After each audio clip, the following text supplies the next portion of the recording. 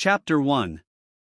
The starting point. It is an old saying that order is heaven's first law, and like many other old sayings, it contains a much deeper philosophy than appears immediately on the surface.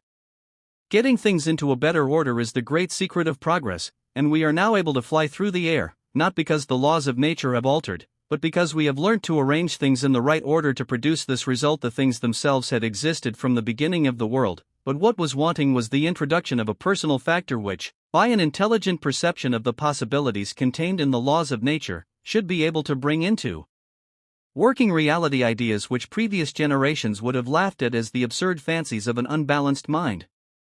The lesson to be learnt from the practical aviation of the present day is that of the triumph of principle over precedent, of the working out of an idea to its logical conclusions in spite of the accumulated testimony of all past experience to the contrary. And with such a notable example before us, can we say that it is futile to inquire whether by the same method we may not unlock still more important secrets and gain some knowledge of the unseen causes which are at the back of external and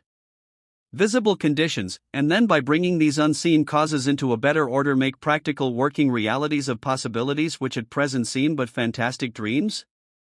It is at least worthwhile taking a preliminary canter over the course, and this is all that this little volume professes to attempt. Yet this may be sufficient to show the lay of the ground.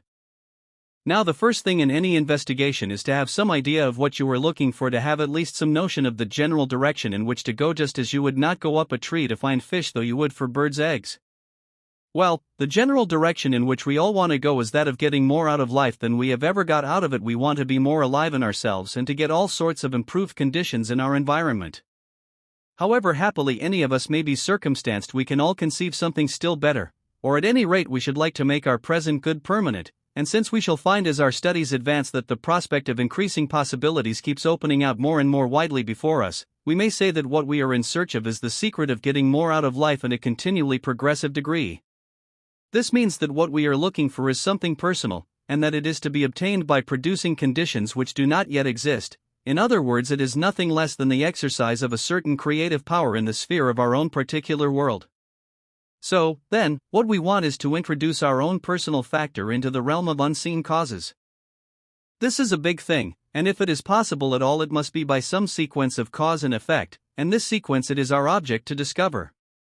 The law of cause and effect is one we can never get away from, but by carefully following it up we may find that it will lead us further than we had anticipated. Now, the first thing to observe is that if we can succeed in finding out such a sequence of cause and effect as the one we are in search of, somebody else may find out the same creative secret also, and then, by the hypothesis of the case, we should both be armed with an infallible power, and if we wanted to employ this power against each other, we should be landed in the impasse of a conflict between two powers, each of which was irresistible. Consequently, it follows that the first principle of this power must be harmony. It cannot be antagonizing itself from different centers. In other words, its operation in a simultaneous order at every point is the first necessity of its being. What we are in search of, then, is a sequence of cause and effect so universal in its nature as to include harmoniously all possible variations of individual expression. This primary necessity of the law for which we are seeking should be carefully borne in mind, for it is obvious that any sequence which transgresses this primary essential must be contrary to the very nature of the law itself, and consequently cannot be conducting us to the exercise of true creative power. What we are seeking, therefore, is to discover how to arrange things in such an order as to set in motion a train of causation that will harmonize our own conditions without antagonizing the exercise of a like power by others. This therefore means that all individual exercise of this power is the particular application of a universal power which itself operates creatively on its own account independently of these individual applications. And the harmony between the various individual applications is brought about by all the individuals bringing their own particular action into line with this independent creative action of the original power. It is in fact another application of Euclid's axiom that things which are equal to the same thing are equal to one another, so that though I may not know for what purpose someone may be using this creative power in Pekin, I do know that if he and I both realize its true nature, we cannot by any possibility be working in opposition to one another. For these reasons, having now some general idea of what it is we are in search of, we may commence our investigation by considering this common factor which must be at the back of all individual exercise of creative power, that is to say, the generic working of the universal creative principle. That such a universal creative principle is at work we at once realize from the existence of the world around us with all its inhabitants, and the interrelation of all parts of the cosmic system shows its underlying unity. Thus the animal kingdom depends on the vegetable kingdom on the mineral or globe of the Earth on its relation to the rest of the solar system, and possibly our solar system is related by a similar law to the distribution of other suns with their attendant planets throughout space.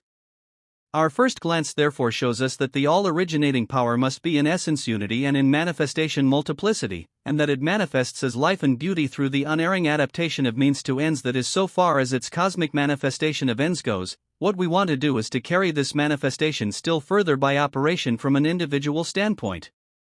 To do this is precisely our place in the order of creation, but we must defer the question why we hold this place till later on.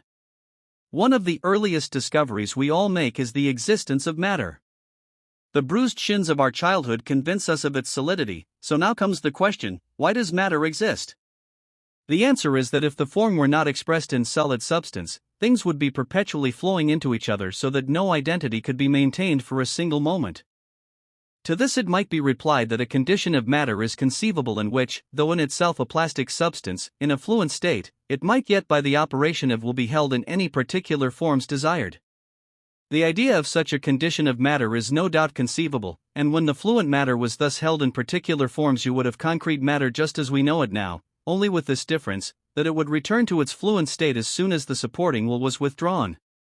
Now, as we shall see later on, this is precisely what matter really is, only the will which holds it together in concrete form is not individual but cosmic. In itself the essence of matter is precisely the fluent substance we have imagined, and as we shall see later on the knowledge of this fact, when realized in its proper order, is the basis of the legitimate control of mind over matter.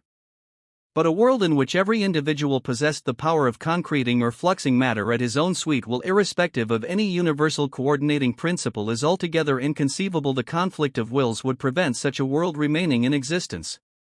On the other hand, if we conceive of a number of individuals each possessing this power and all employing it on the lines of a common cosmic unity, then the result would be precisely the same stable condition of matter with which we are familiar. This would be a necessity of fact for the masses who did not possess this power, and a necessity of principle for the few who did.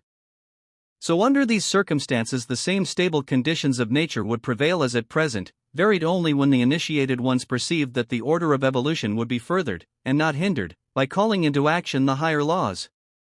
Such occasions would be of rare occurrence, and then the departure from the ordinary law would be regarded by the multitude as a miracle. Also, we may be quite sure that no one who had attained this knowledge in the legitimate order would ever perform a miracle for his own personal aggrandizement or for the purpose of merely astonishing the beholders. To do so would be contrary to the first principle of the higher teaching, which is that of profound reverence for the unity of the all-originating principle. The conception, therefore, of such a power over matter being possessed by certain individuals is in no way opposed to our ordinary recognition of concrete matter, and so we need not at present trouble ourselves to consider these exceptions. Another theory is that matter has no existence at all but is merely an illusion projected by our own minds. If so, then how is it that we all project identically similar images? On the supposition that each mind is independently projecting its own conception of matter, a lady who goes to be fitted might be seen by her dressmaker as a cow. Generations of people have seen the Great Pyramid on the same spot, but on the supposition that each individual is projecting his own material world in entire independence of all other individuals, there is no reason why any two persons should ever see the same thing in the same place. On the supposition of such an independent action by each separate mind, without any common factor binding them all to one particular mode of recognition, no intercourse between individuals would be possible. Then, without the consciousness of relation to other individuals, the consciousness of our own individuality would be lost, and so we should cease to have any conscious existence at all. If on the other hand we grant that there is, above the individual minds, a great cosmic mind which imposes upon them the necessity of all seeing the same image of matter, then that image is not a projection of the individual minds but of the cosmic mind, and since the individual minds are themselves similar projections of the cosmic mind, matter is for them just as much a reality as their own existence. I doubt not that material substance is thus projected by the all-embracing divine mind, but so also are our own minds projected by it, and therefore the relation between them and matter is a real relation and not a merely fictitious one.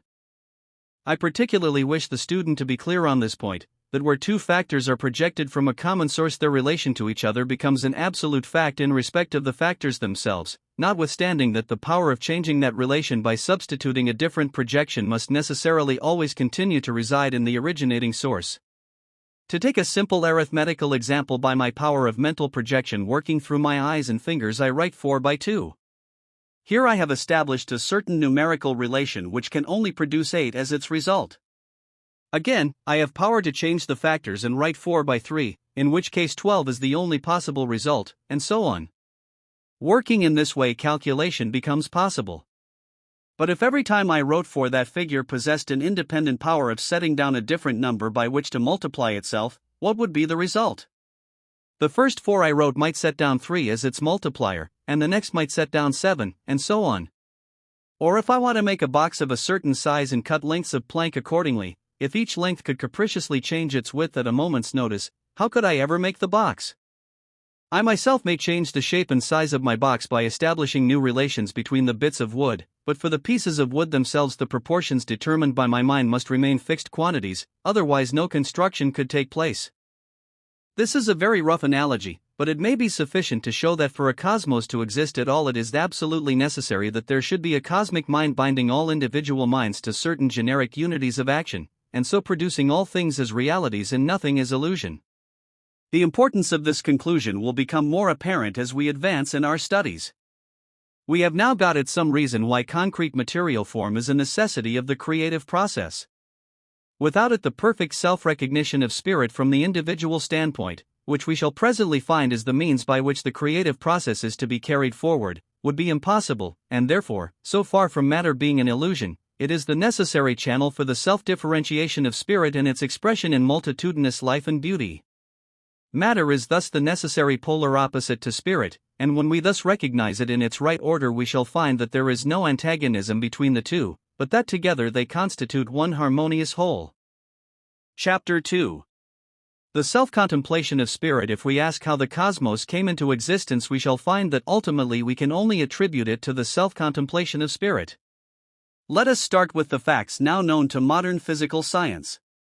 All material things, including our own bodies, are composed of combinations of different chemical elements such as carbon, oxygen, nitrogen, and C. Chemistry recognizes in all about 70 of these elements, each with its peculiar affinities, but the more advanced physical science of the present day finds that they are all composed of one and the same ultimate substance to which the name of ether has been given, and that the difference between an atom of iron and an atom of oxygen results only from the difference in the number of etheric particles of which each is composed and the rate of their motion within the sphere of the atom, thus curiously coming back to the dictum of Pythagoras that the universe has its origin in number and motion. We may therefore say that our entire solar system, together with every sort of material substance which it contains, is made up of nothing but this one primary substance in various degrees of condensation. Now the next step is to realize that this ether is everywhere. This is shown by the undulatory theory of light. Light is not a substance but is the effect produced on the eye by the impinging of the ripples of the ether upon the retina. These waves are excessively minute, ranging in length from 1-39000 th of an inch at the red end of the spectrum to 1-57000 th at the violet end. Next, remember that these waves are not composed of advancing particles of the medium but pass onwards by the push which each particle in the line of motion gives to the particle next to it, and then you will see that if there were a break of 1/50,000th part of an inch in the connecting ether between our eye and any source of light, we could not receive light from that source, for there would be nothing to continue the wave motion across the gap. Consequently, as soon as we see light from any source, however distant, we know that there must be a continuous body of ether between us and it. Now astronomy shows us that we receive light from heavenly bodies so distant that, though it travels with the incredible speed of 186,000 miles per second, it takes more than 2,000 years to reach us from some of them, and as such stars are in all quarters of the heavens, we can only come to the conclusion that the primary substance or ether must be universally present. This means that the raw material for the formation of solar systems is universally distributed throughout space. Yet though we find that millions of suns stud the heavens, we also find vast interstellar spaces which show no sign of cosmic activity. Then something has been at work to start cosmic activity in certain areas while passing over others in which the raw material is equally available. What is this something? At first we might be inclined to attribute the development of cosmic energy to the etheric particles themselves, but a little consideration will show us that this is mathematically impossible in a medium which is equally distributed throughout space, for all its particles are in equilibrium, and so no one particle possesses per se a greater power of originating motion than any other. Consequently, the initial movement must be started by something which, though it works on and through the particles of the primary substance, is not those particles themselves. It is this something which we mean when we speak of spirit.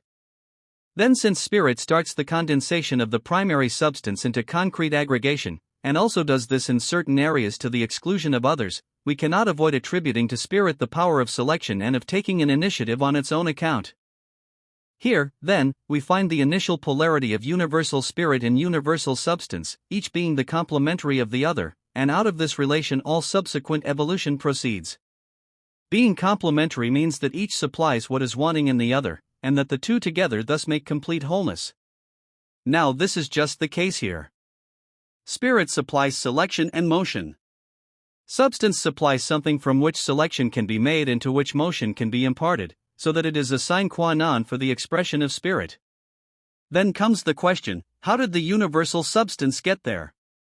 It cannot have made itself, for its only quality is inertia, therefore it must have come from some source having power to project it by some mode of action not of a material nature. Now the only mode of action not of a material nature is thought, and therefore to thought we must look for the origin of substance. This places us at a point antecedent to the existence even of primary substance, and consequently the initial action must be that of the originating mind upon itself, in other words, self-contemplation. At this primordial stage neither time nor space can be recognized, for both imply measurement of successive intervals, and in the primary movement of mind upon itself the only consciousness must be that of present absolute being, because no external points exist from which to measure extension either in time or space. Hence we must eliminate the ideas of time and space from our conception of spirit's initial self-contemplation. This being so, spirit's primary contemplation of itself as simply being necessarily makes its presence universal and eternal, and consequently, paradoxical as it may seem, its independence of time and space makes it present throughout all time and space. It is the old esoteric maxim that the point expands to infinitude and that infinitude is concentrated in the point. We start, then, with spirit contemplating itself simply as being. But to realize your being you must have consciousness, and consciousness can only come by the recognition of your relation to something else. The something else may be an external fact or a mental image, but even in the latter case to conceive the image at all you must mentally stand back from it and look at it, something like the man who was run in by the police at Gravesend for walking behind himself to see how his new coat fitted. It stands thus: if you are not conscious of something you are conscious of nothing, and if you are conscious of nothing, then you are unconscious, so that to be conscious at all you must have something to be conscious of. This may seem like an extract from Paddy's philosophy, but it makes it clear that consciousness can only be attained by the recognition of something which is not the recognizing ego itself. In other words, consciousness is the realization of some particular sort of relation between the cognizing subject and the cognized object, but I want to get away from academical terms into the speech of human beings. So let us take the illustration of a broom and its handle. The two together make a broom. That is one sort of relation, but take the same stick and put a rake iron at the end of it and you have an altogether different implement. The stick remains the same, but the difference of what is put at the end of it makes the whole thing a broom or a rake. Now the thinking and feeling power is the stick, and the conception which it forms is the thing at the end of the stick, so that the quality of its consciousness will be determined by the ideas which it projects. But to be conscious at all it must project ideas of some sort. Now of one thing we may be quite sure, that the spirit of life must feel alive. Then to feel alive it must be conscious, and to be conscious it must have something to be conscious of, therefore the contemplation of itself as standing related to something which is not its own originating self in propria persona is a necessity of the case, and consequently the self-contemplation of spirit can only proceed by its viewing itself as related to something standing out from itself. Just as we must stand at a proper distance to see a picture, in fact the very word existence means standing out. Thus things are called into existence or outstandingness by a power which itself does not stand out, and whose presence is therefore indicated by the word subsistence.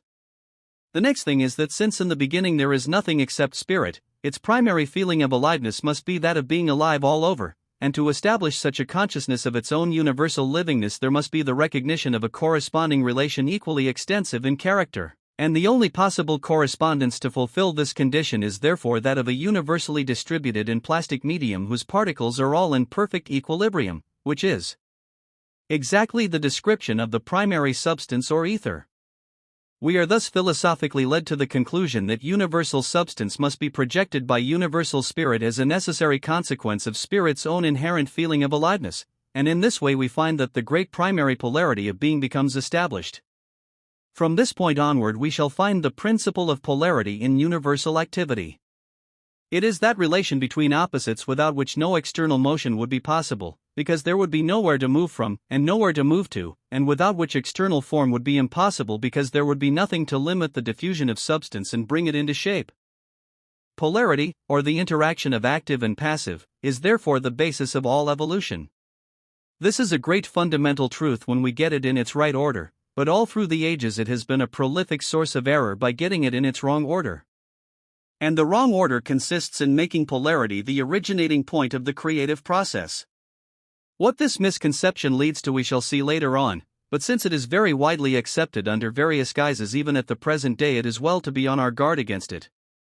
Therefore I wish the student to see clearly that there is something which comes before that polarity which gives rise to evolution, and that this something is the original movement of spirit within itself, of which we can best get an idea by calling it self-contemplation. Now this may seem an extremely abstract conception and one with which we have no practical concern. I fancy I can hear the reader saying the Lord only knows how the world started, and it is his business and not mine, which would be perfectly true if this originating faculty were confined to the cosmic mind. But it is not, and the same action takes place in our own minds also, only with the difference that it is ultimately subject to that principle of cosmic unity of which I have already spoken. But, subject to that unifying principle, the same power of origination is in ourselves also, and our personal advance in evolution depends on our right use of it, and our use of it depends on our recognition that we ourselves give rise to the particular polarities which express themselves in our whole world of consciousness, whether within or without. For these reasons it is very important to realize that evolution is not the same as creation. It is the unfolding of potentialities involved in things already created, but not the calling into existence of what does not yet exist that is creation. The order, therefore, which I wish the student to observe is, first the self-contemplation of spirit producing polarity, and next polarity producing manifestation in form, and also to realize that it is in this order his own mind operates as a subordinate center of creative energy. When the true place of polarity is thus recognized, we shall find in it the explanation of all those relations of things which give rise to the whole world of phenomena, from which we may draw the practical inference that if we want to change the manifestation we must change the polarity, and to change the polarity we must get back to the self-contemplation of spirit. But in its proper place as the root principle of all secondary causation, polarity is one of those fundamental facts of which we must never lose sight. The term polarity is adopted from electrical science. In the electric battery it is the connecting together of the opposite poles of zinc and copper that causes a current to flow from one to the other and so provides the energy that rings the bell. If the connection is broken there is no action. When you press the button you make the connection. The same process is repeated in respect of every sort of polarity throughout the universe. Circulation depends on polarity, and circulation is the manifestation of life, which we may therefore say depends on the principle of polarity. In relation to ourselves we are concerned with two great polarities, the polarity of soul and body and the polarity of soul and spirit, and it is in order that he may more clearly realize their working that I want the student to have some preliminary idea of polarity as a general principle. The conception of the creative order may therefore be generalized as follows. The spirit wants to enjoy the reality of its own life, not merely to vegetate, but to enjoy giving, and therefore by self-contemplation it projects a polar opposite, or complementary, calculated to give rise to the particular sort of relation out of which the enjoyment of a certain mode of self-consciousness will necessarily spring. Let this sentence be well pondered over until the full extent of its significance is grasped, for it is the key to the whole matter. Very well, then, spirit wants to enjoy life, and so, by thinking of itself as having the enjoyment which it wishes, it produces the conditions which, by their reaction upon itself, give rise to the reality of the sort of enjoyment contemplated. In more scientific language, an opposite polarity is induced, giving rise to a current which stimulates a particular mode of sensation, which sensation in turn becomes a fresh starting point for still further action, and in this way each successive stage becomes the stepping stone to a still higher degree of sensation, that is, to a fuller enjoyment of life. Such a conception as this presents us with a progressive series to which it is impossible to assign any limit.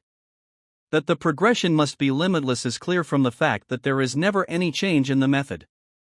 At each successive stage, the creating power is the self-consciousness of the spirit, as realized at that stage, still reaching forward for yet further enjoyment of life, and so always keeping on repeating the one creative process at an ever-rising level, and since these are the sole working conditions, the progress is one which logically admits of no finality. And this is where the importance of realizing the singleness of the originating power comes in, for with a duality each member would limit the other. In fact, duality as the originating power is inconceivable, for, once more to quote Patty's philosophy, finality would be reached before anything was begun. This creative process, therefore, can only be conceived of as limitless, while at the same time strictly progressive, that is, proceeding stage by stage, each stage being necessary as a preparation for the one that is to follow. Let us then briefly sketch the stages by which things in our world have got as far as they have. The interest of the inquiry lies in the fact that if we can once get at the principle which is producing these results, we may discover some way of giving it personal application. On the hypothesis of the self-contemplation of spirit being the originating power, we have found that a primary ether, or universal substance, is the necessary correspondence to spirit's simple awareness of its own being. But though awareness of being is the necessary foundation for any further possibilities, it is, so to say, not much to talk about. The foundation fact, of course, is to know that I am, but immediately on this consciousness there follows the desire for activity. I want to enjoy my I amness by doing something with it. Translating these words into a state of consciousness in the cosmic mind, they become a law of tendency leading to localized activity, and, looking only at our own world, this would mean the condensation of the universal etheric substance into the primary nebula which later on becomes our solar system. This being the correspondence to the self-contemplation of spirit is passing into specific activity instead of remaining absorbed in simple awareness of being. Then this self-recognition would lead to the conception of still more specific activity having its appropriate polar opposite, or material correspondence, in the condensation of the nebula into a solar system. Now at this stage spirit's conception of itself is that of activity, and consequently the material correspondence is motion, as distinguished from the simple diffused ether which is the correspondence of mere awareness of being. But what sort of motion? Is the material movement evolved at this stage bound to take any particular form? A little consideration will show us that it is.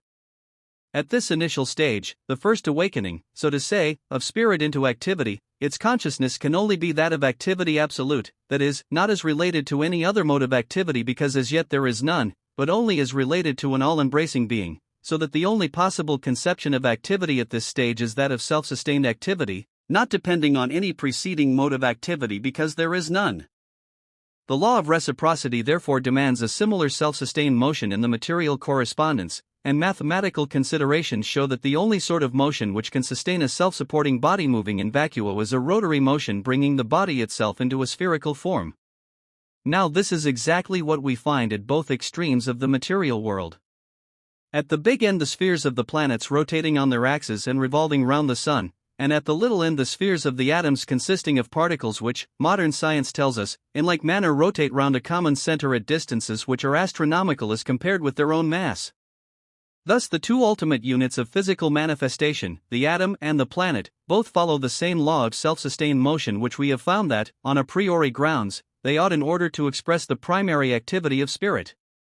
And we may note in passing that this rotary, or absolute, motion is the combination of the only two possible relative modes of motion, namely, motion from a point and motion to it, that is to say centrifugal and centripetal motion, so that in rotary, or absolute, motion we find that both the polarities of motion are included, thus repeating on the purely mechanical side the primordial principle of the unity including the duality in itself. But the spirit wants something more than mechanical motion, something more alive than the preliminary rota. And so the first step toward individualized consciousness meets us in plant life. Then on the principle that each successive stage affords the platform for a further outlook, plant life is followed by animal life, and this by the human order in which the liberty of selecting its own conditions is immensely extended. In this way the spirit's expression of itself has now reached the point where its polar complementary, or reciprocal, manifests as intellectual man, thus constituting the fourth great stage of spirit self-recognition. But the creative process cannot stop here, for, as we have seen, its root in the self-contemplation of spirit renders it of necessity an infinite progression. So it is no use asking what is its ultimate, for it has no ultimate. Its word is excelsior, ever life and life more abundant. Therefore the question is not as to finality where there is none, but as to the next step in the progression. For kingdoms we know, what is to be the fifth?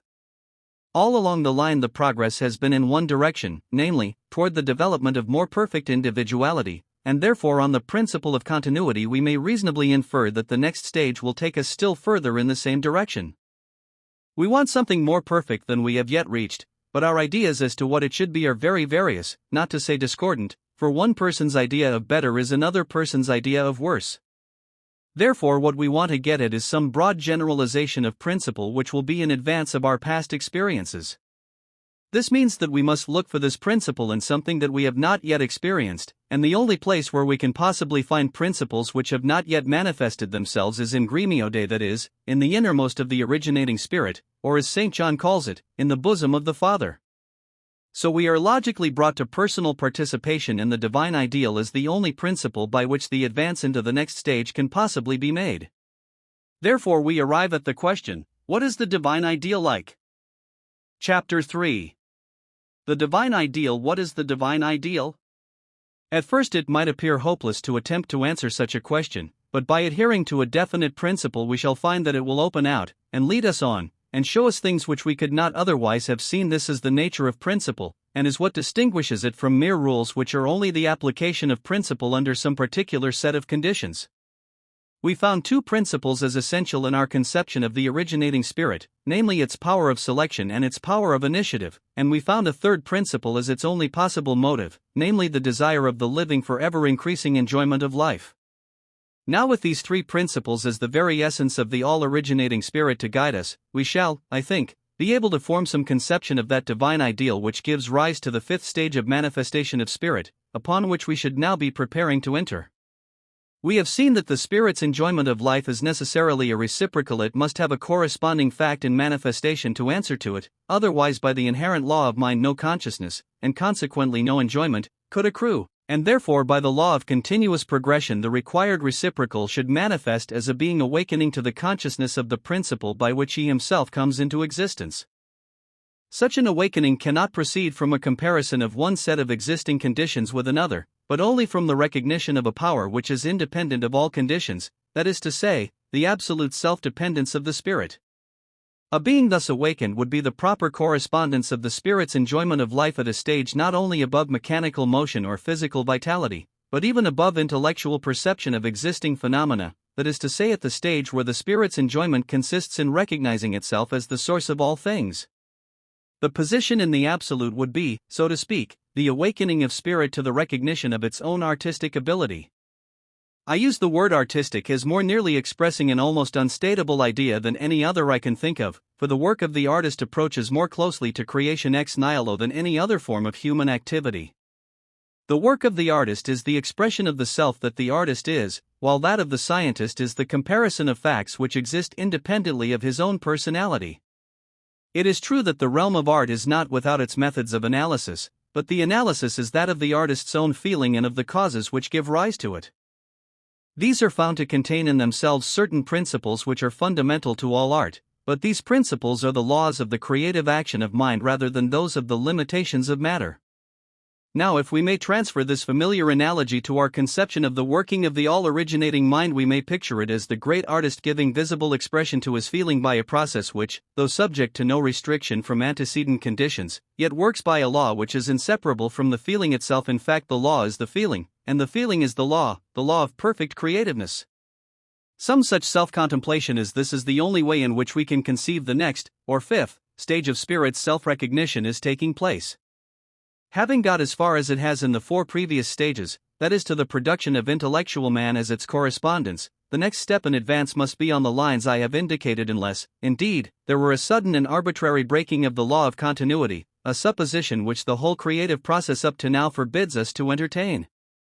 Therefore we may picture the fifth stage of the self-contemplation of spirit as its awakening to the recognition of its own artistic ability, its own absolute freedom of action and creative power, just as in studio parlance we say that an artist becomes free of his palette.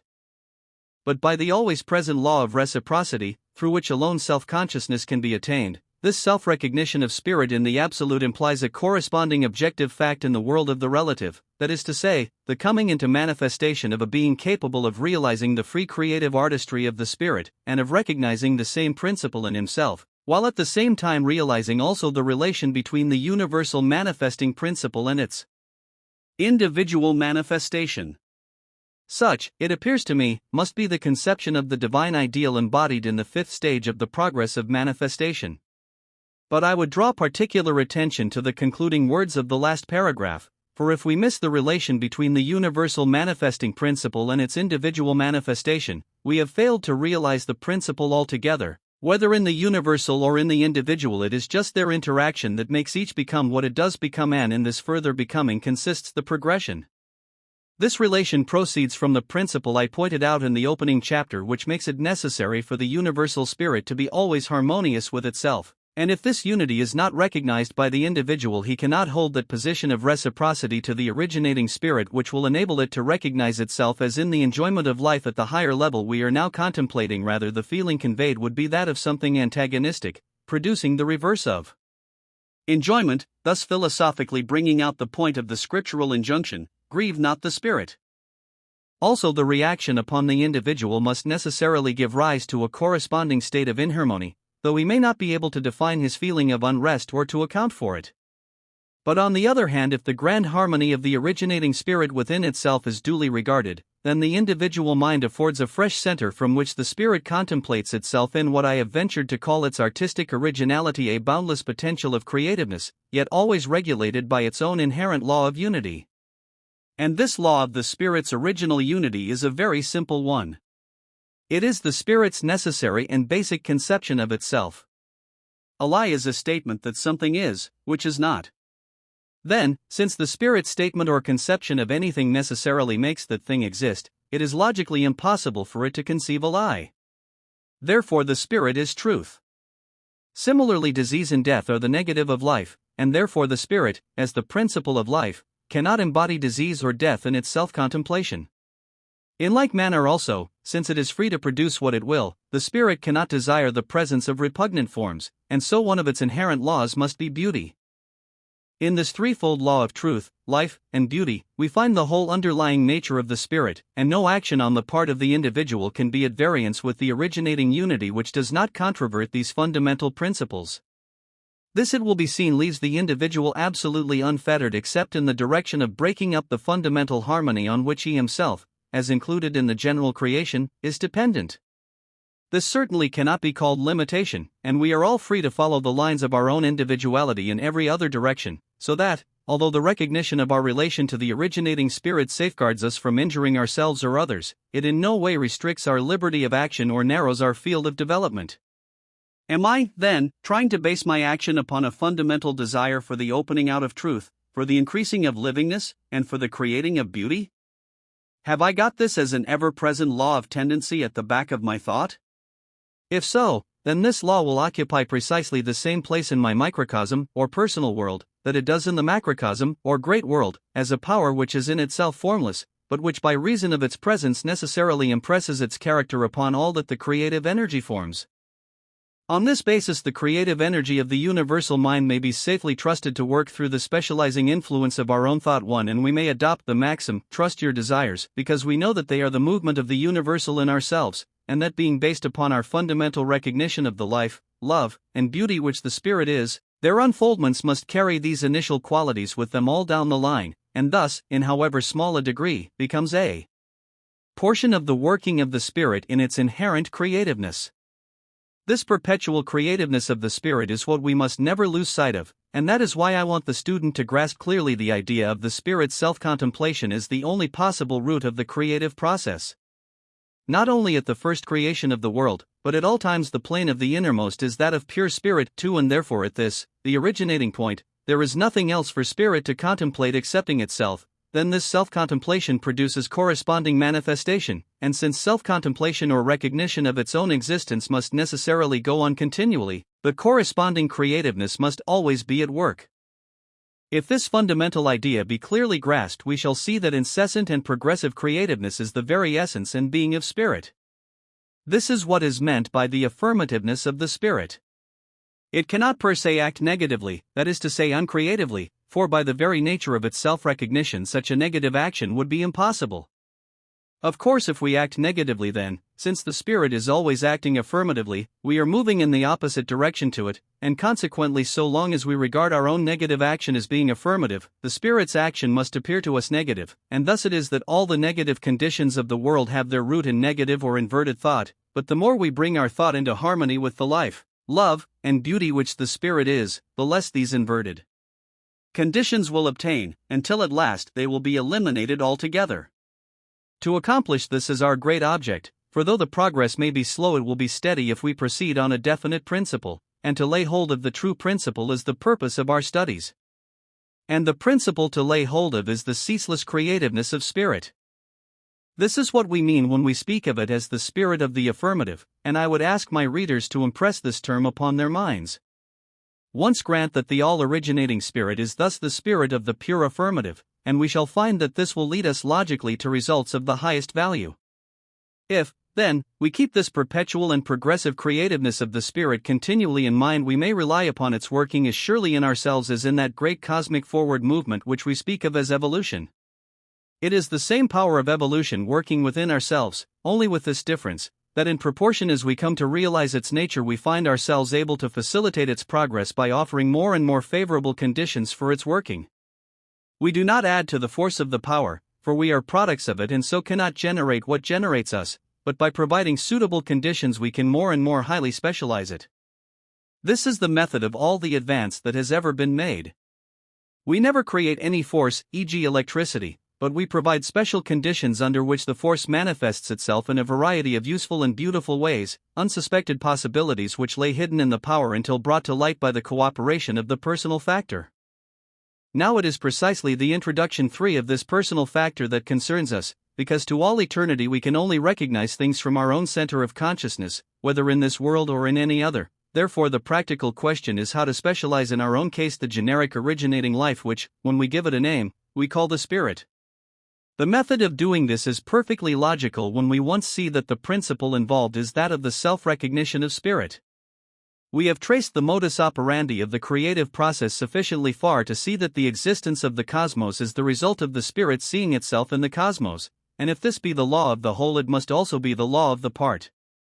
But there is this difference, that so long as the normal average relation of particles is maintained, the whole continues to subsist, no matter what position any particular particle may go into, just as a fountain continues to exist no matter whether any particular drop of water is down in the basin or at the top of the jet. This is the generic action which keeps the race going as a whole. But the question is, what is going to become of ourselves? Then, because the law of the whole is also the law of the part, we may at once say that what is wanted is for the spirit to see itself in us, in other words, to find in us the reciprocal which, as we have seen, is necessary to its enjoyment of a certain quality of consciousness. Now, the fundamental consciousness of the spirit must be that of self-sustaining life, and for the full enjoyment of this consciousness there must be a corresponding individual consciousness reciprocating it, and on the part of the individual such a consciousness can only arise from the recognition that his own life is identical with that of the spirit, not something sent forth to wander away by itself, but something included in and forming part of the greater life. Then, by the very conditions of the case, such a contemplation on the part of the individual is nothing else than the spirit contemplating itself from the standpoint of the individual consciousness, and thus fulfilling the law of the creative process under such specialized conditions as must logically result in the perpetuation of the individual life. It is the law of the cosmic creative process transferred to the individual. This, it seems to me, is the divine ideal, that of an individuality which recognizes its source, and recognizes also the method by which it springs from that source, and which is therefore able to open up in itself a channel by which that source can flow in uninterruptedly, with the result that from the moment of this recognition the individual lives directly from the originating life, as being himself a special direct creation, and not merely as being a member of a generic race. The individual who has reached this stage of recognition thus finds a principle of enduring life within himself. So then the next question is in what way this principle is likely to manifest itself. Chapter 4. The manifestation of the life principle. We must bear in mind that what we have now reached is a principle, or universal potential, only we have located it in the individual. But a principle, as such, is not manifestation.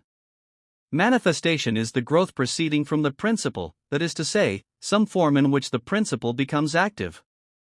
At the same time, we must recollect that, though a form is necessary for manifestation, the form is not essential, for the same principle may manifest through various forms, just as electricity may work either through a lamp or a tramcar without in any way changing its inherent nature.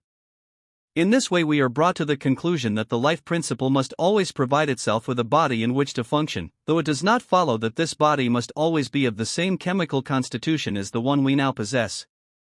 We might well imagine some distant planet where the chemical combinations with which we are familiar on Earth did not obtain, but if the essential life principle of any individual were transported thither, then by the law of the creative process it would proceed to clothe itself with a material body drawn from the atmosphere and substance of that planet, and the personality thus produced would be quite at home there, for all his surroundings would be perfectly natural to him, however different.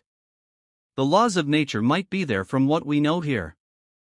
In such a conception as this we find the importance of the two leading principles to which I have drawn attention: first, the power of the spirit to create ex nihilo, and secondly, the individual's recognition of the basic principle of unity giving permanence and solidity to the frame of nature.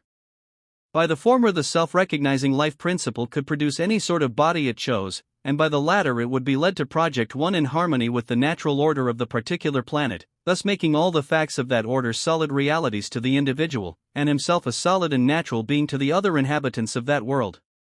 But this would not do away with the individual's knowledge of how he got there, and so, supposing him to have realized his identity with the universal life principle sufficiently to consciously control the projection of his own body, he could at will disintegrate the body which accorded with the conditions of one planet and constitute one which accorded just as harmoniously with those of another, and could thus function on any number of planets as a perfectly natural being on each of them.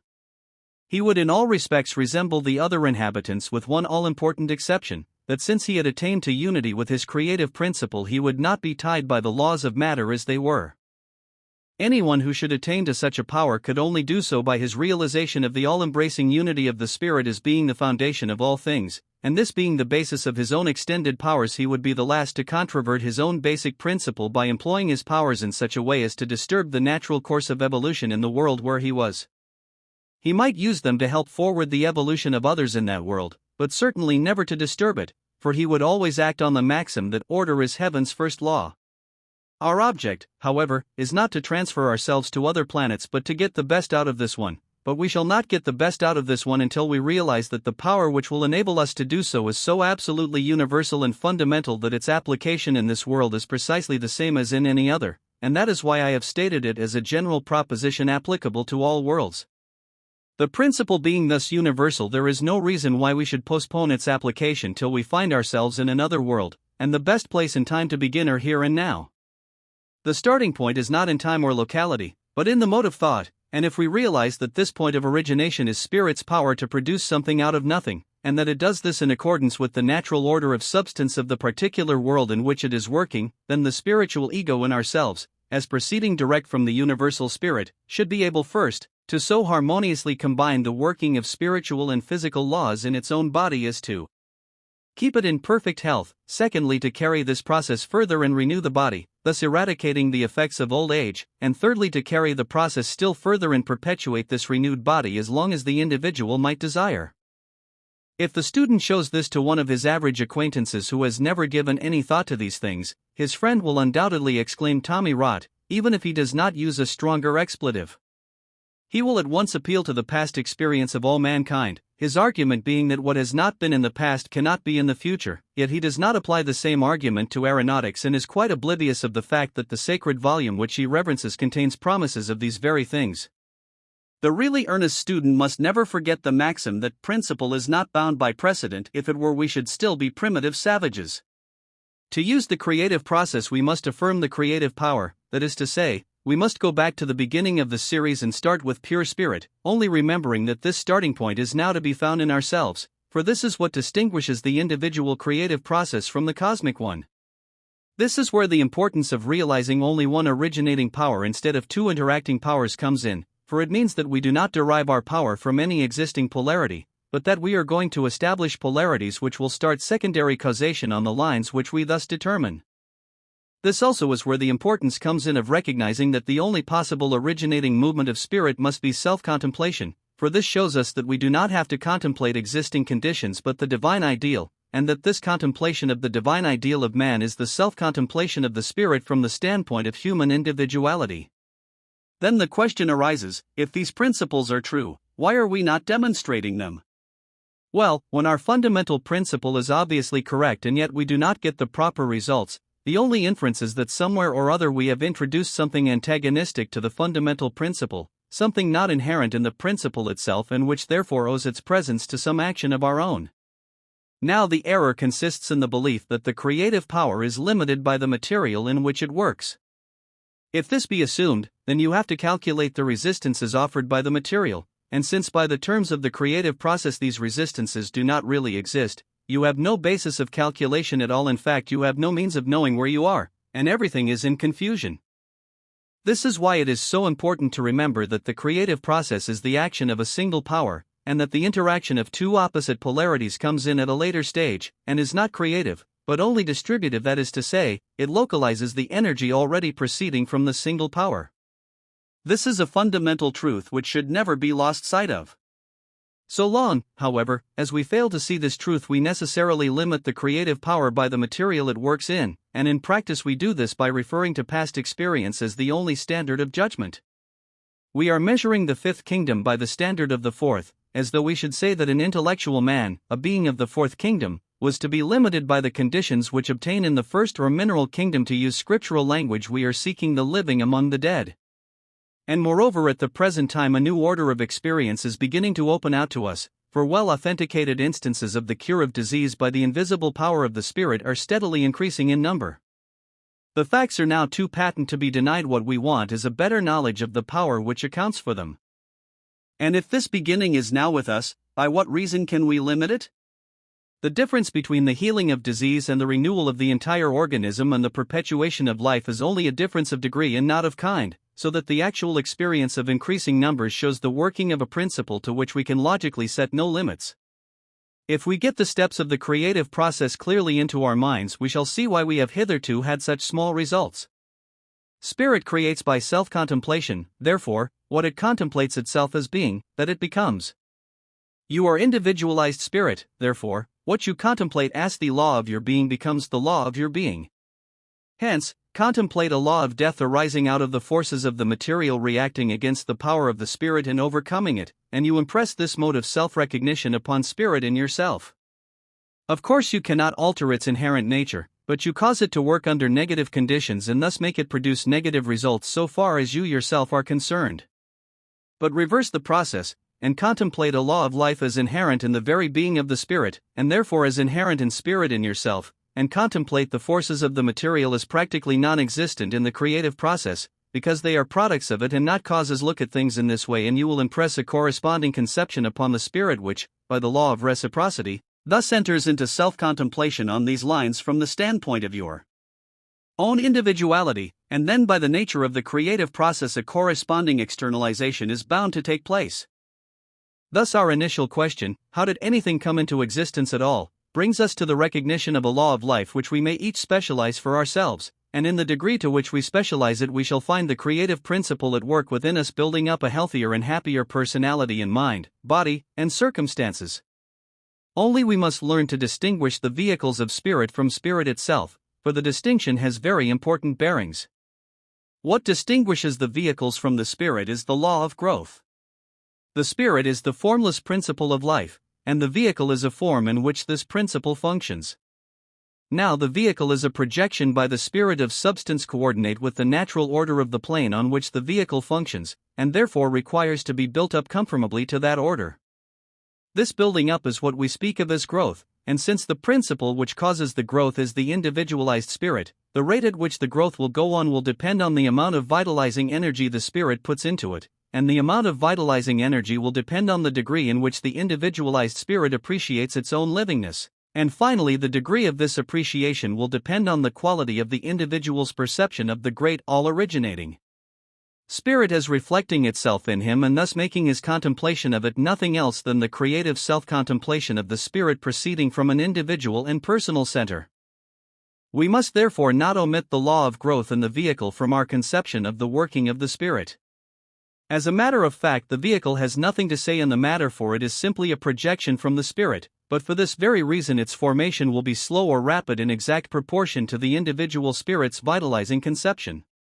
We could imagine a degree of vitalizing conception that would produce the corresponding form instantaneously, but at present we must allow for the weakness of our spiritual power, not as thinking it by any means incapable of accomplishing its object, but as being far slower in operation now than we hope to see it in the future, and so we must not allow ourselves to be discouraged, but must hold our thought knowing that it is doing its creative work, and that the corresponding growth is slowly but surely taking place, thus following the divine precept that men ought always to pray and not to faint. Gradually, as we gain experience on these new lines, our confidence in the power of the Spirit will increase, and we shall be less inclined to argue from the negative side of things, and thus the hindrances to the inflow of the originating Spirit will be more and more removed, and greater results will be obtained. If we would have our minds clear on this subject of manifestation, we should remember its threefold nature: first, the general life principle; secondly, the localization of this principle in the individual; and thirdly, the growth of the vehicle as it is projected by the individualized spirit with more or less energy. It is a sequence of progressive condensation from the undifferentiated universal spirit to the ultimate and outermost vehicle, a truth enshrined in the esoteric maxim that matter is spirit at its lowest level. The forms thus produced are in true accord with the general order of nature on the particular plane where they occur, and are therefore perfectly different from forms temporarily consolidated out of material drawn from other living organisms. These latter phantasmal bodies are held together only by an act of concentrated volition, and can therefore only be maintained for a short time and with effort, while the body which the individualized spirit, or ego, builds for itself is produced by a perfectly natural process and does not require any effort to sustain it, since it is kept in touch with the whole system of the planet by the continuous and effortless action of the individual's subconscious mind. This is where the action of subconscious mind as the builder of the body comes in. Subconscious mind acts in accordance with the aggregate of suggestion impressed upon it by the conscious mind, and if this suggestion is that of perfect harmony with the physical laws of the planet, then a corresponding building by the subconscious mind will take place, a process which, so far from implying any effort, consists rather in a restful sense of unity with nature. For and if to this sense of union with the soul of nature, that universal subconscious mind which holds in the cosmos the same place that the subconscious mind does in ourselves, if to this there be superadded a sense of union with the all-creating spirit from which the soul of nature flows, then through the medium of the individual's subconscious mind such specialized effects can be produced in his body as to transcend our past experiences without in any way violating the order of the universe. The old law was the manifestation of the principle of life working under constricted conditions. The new law is the manifestation of the same principle working under expanding conditions. Thus it is that though God never changes, we are said to increase with the increase of God. Chapter 5. The personal factor. I have already pointed out that the presence of a single all-embracing cosmic mind is an absolute necessity for the existence of any creation whatever, for the reason that if each individual mind were an entirely separate center of perception, not linked to all other minds by a common ground of underlying mentality independent of all individual action, then no two persons would see the same thing at the same time. In fact, no two individuals would be conscious of living in the same world. If this were the case, there would be no common standard to which to refer our sensations, and, indeed, coming into existence with no consciousness of environment except such as we could form by our own unaided thought, and having by the hypothesis no standard by which to form our thoughts, we could not form the conception of any environment at all, and consequently could have no recognition of our own existence. The confusion of thought involved even in the attempt to state such a condition shows it to be perfectly inconceivable, for the simple reason that it is self-contradictory and self-destructive.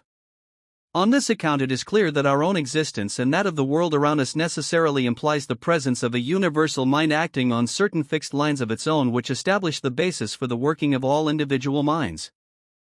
This paramount action of the universal mind thus sets an unchangeable standard by which all individual mental action must eventually be measured, and therefore our first concern is to ascertain what this standard is and to make it the basis of our own action.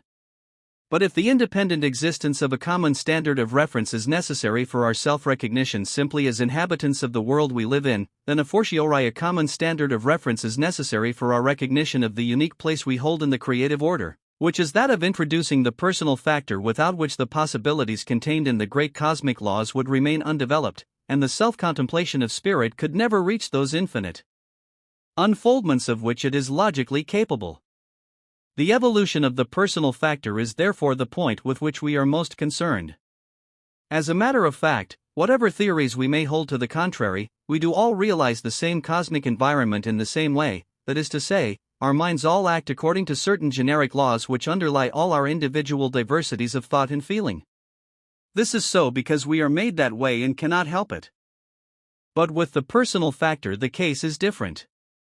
A standard is no less necessary, but we are not so made as to conform to it automatically. The very conception of automatic conformity to a personal standard is self-contradictory, for it does away with the very thing that constitutes personality, namely freedom of volition, the use of the powers of initiative and selection.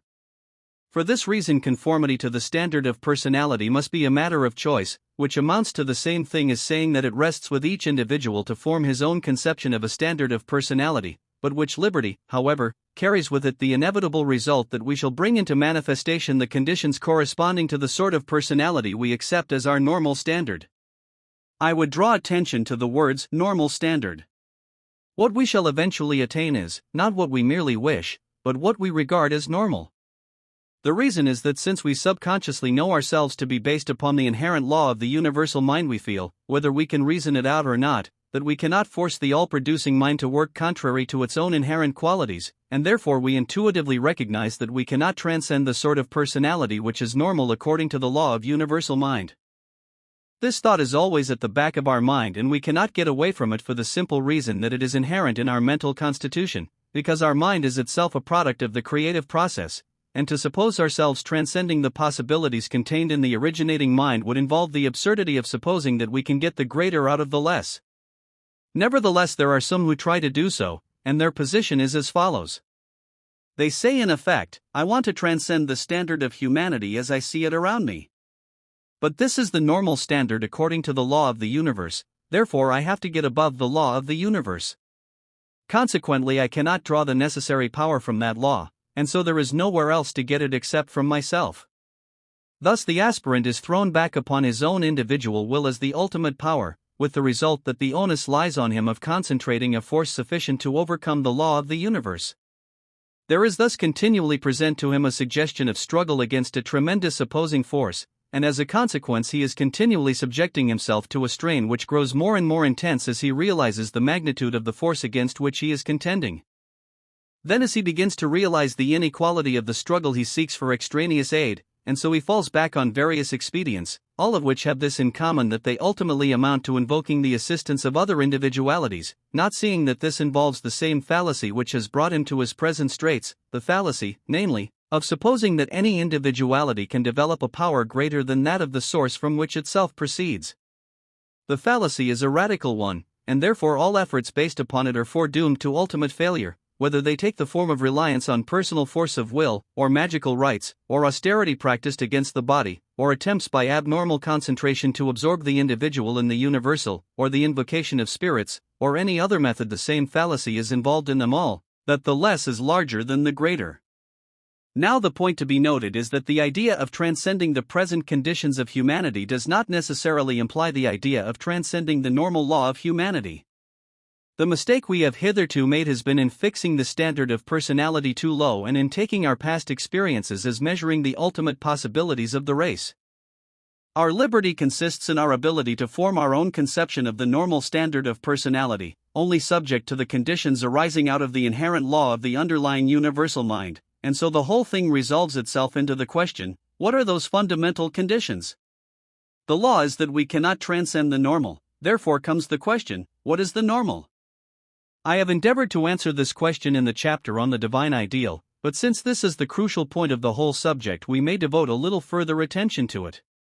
The normal standard of personality must necessarily be the reproduction in individuality of what the universal mind is in itself, because, by the nature of the creative process, this standard results from spirit's self-contemplation at the stage where its recognition is turned toward its own power of initiative and selection.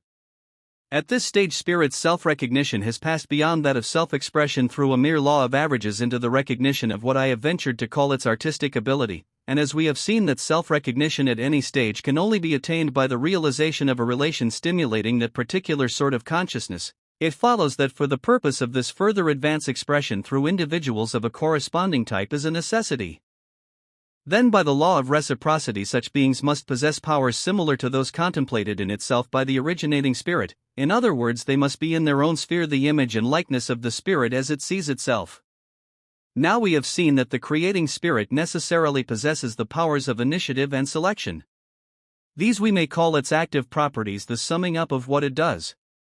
But what any power does depends on what it is, for the simple reason that it cannot give out what it does not contain. Therefore at the back of the initiative and selective power of the spirit we must find what the spirit is, namely, what are its substantive properties.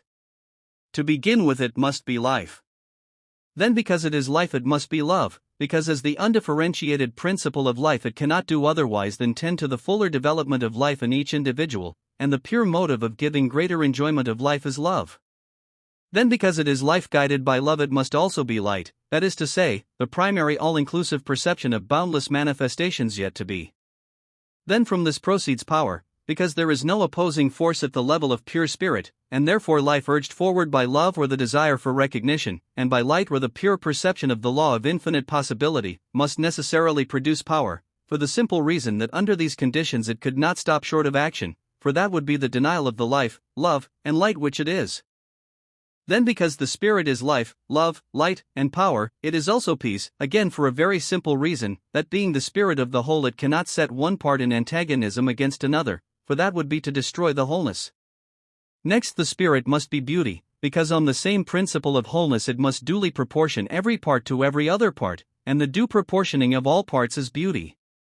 And lastly the spirit must be joy, because, working on these lines, it cannot do otherwise than find pleasure in the self-expression which its works afford it, and in the contemplation of the limitlessness of the creative process by which each realized stage of evolution, however excellent, is still the stepping stone to something yet more excellent, and so on in everlasting progression.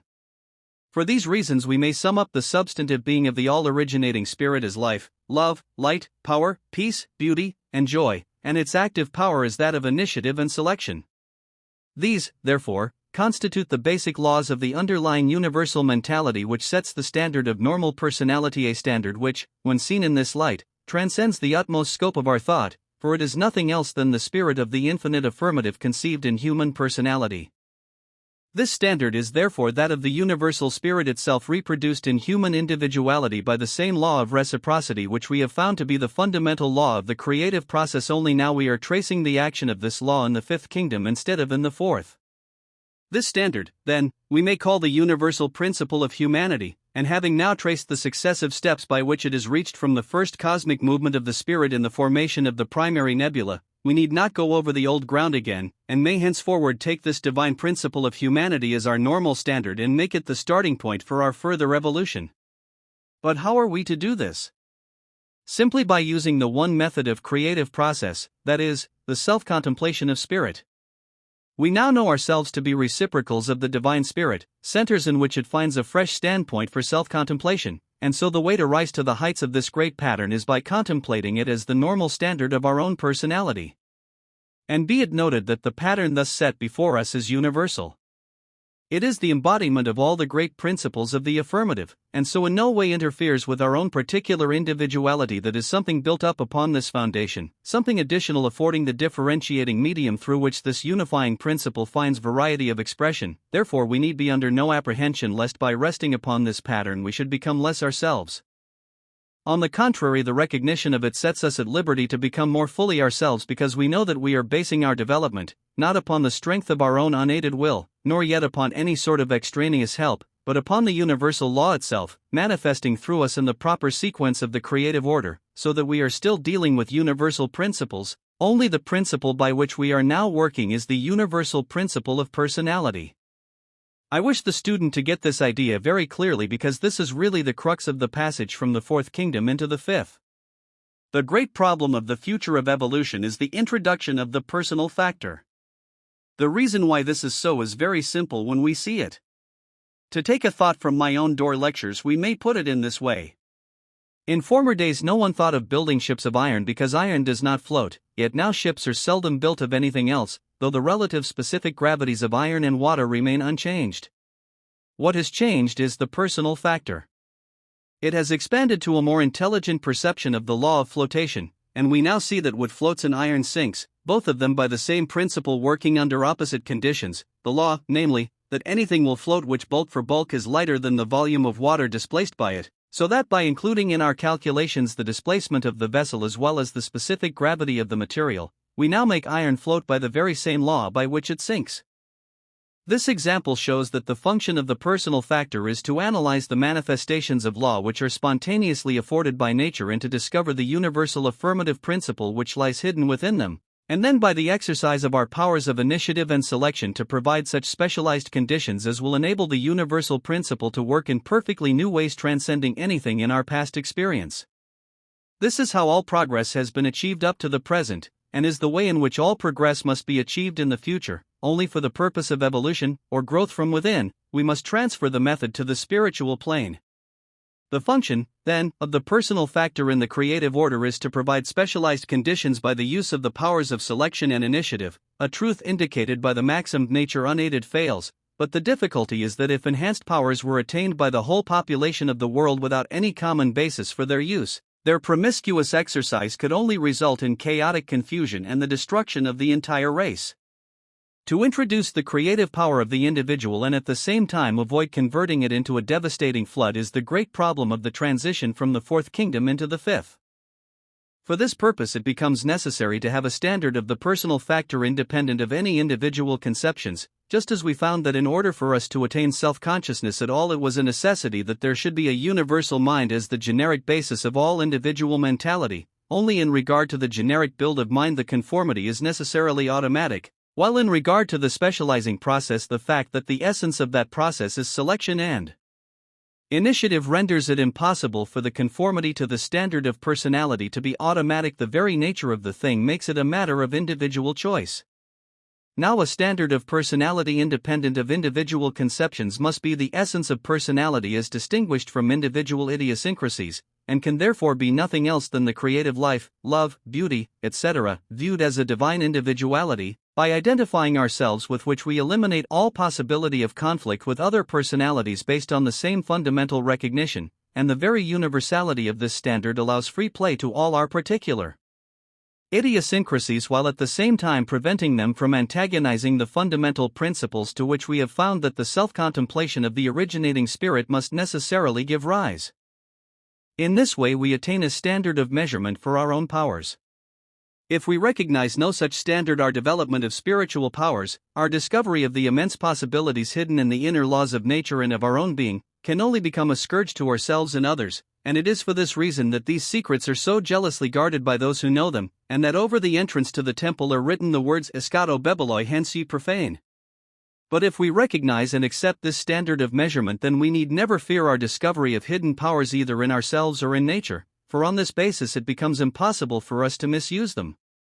Therefore it is that all systematic teaching on these subjects begins with instruction regarding the creative order of the cosmos, and then proceeds to exhibit the same order as reproduced on the plane of personality, and so affording a fresh starting point for the creative process by the introduction of individual initiative and selection.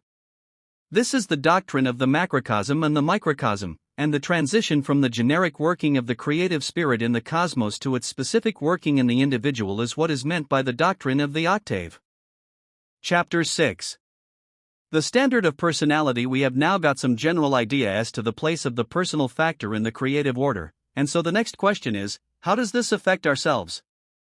The answer is that if we have grasped the fundamental fact that the moving power in the creative process is the self-contemplation of spirit, and if we also see that, because we are miniature reproductions of the original spirit, our contemplation of it becomes its contemplation of itself from the standpoint of our own individuality. If we have grasped these fundamental conceptions, then it follows that our process for developing power is to contemplate the originating spirit as the source of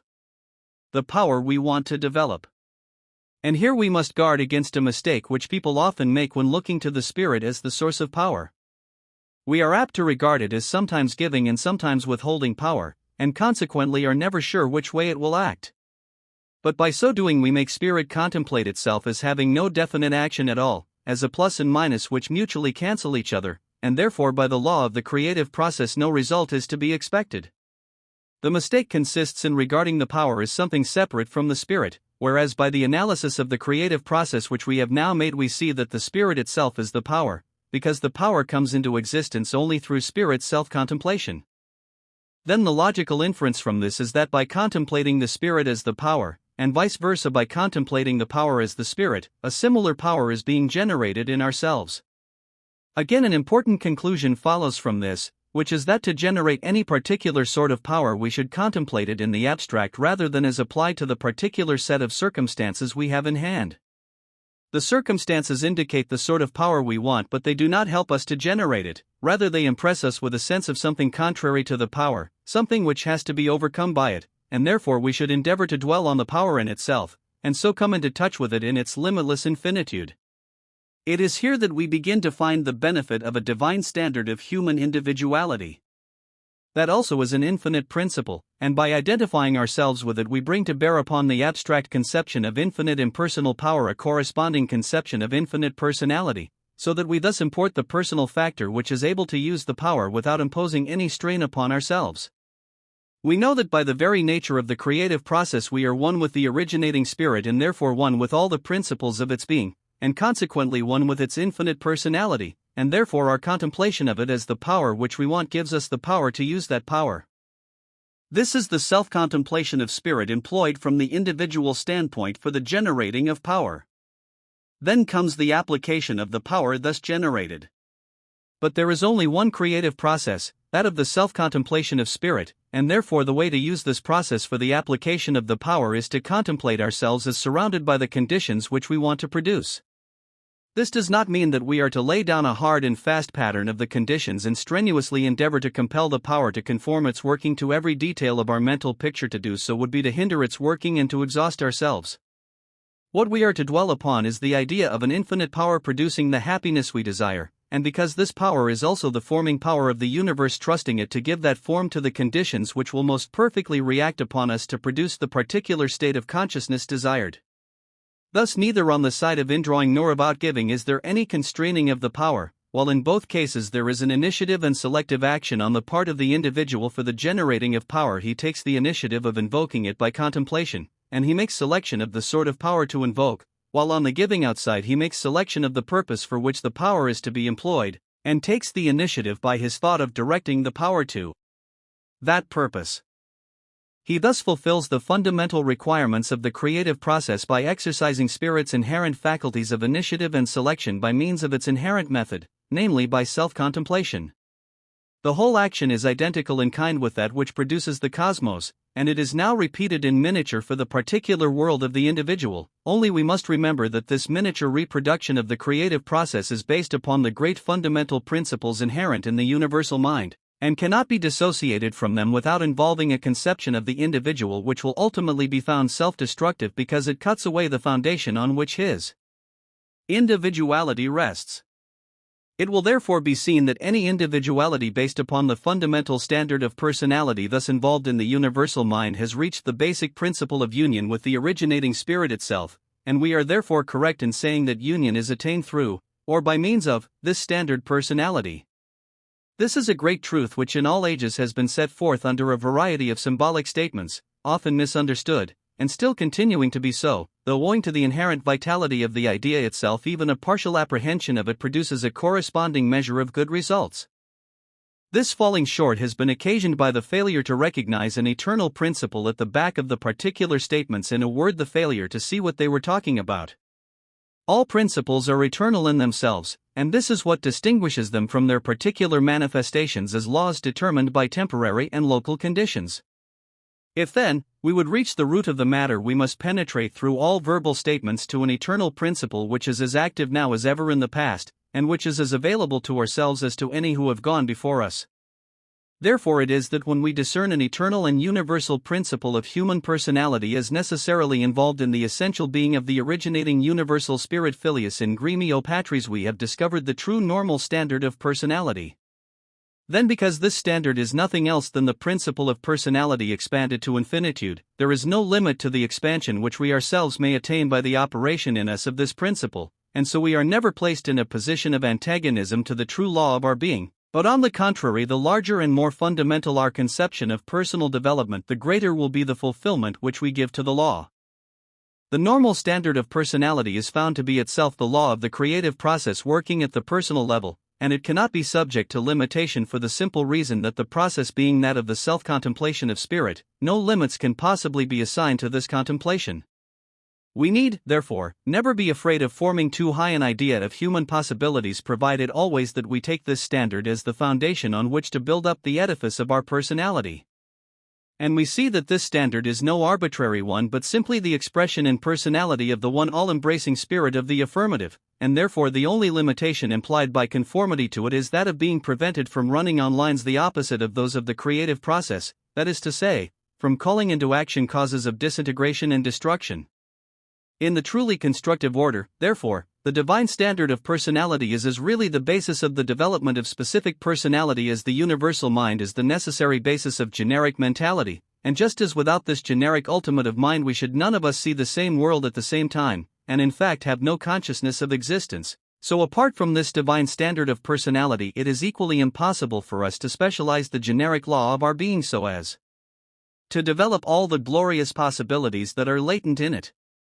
Only we must never forget the difference between these two statements of the universal law. The one is cosmic and generic, common to the whole race, whether they know it or not, a standard to which we all conform automatically by the mere fact of being human beings, while the other is a personal and individual standard, automatic conformity to which is impossible because that would imply the loss of those powers of initiative and selection which are the very essence of personality, so that this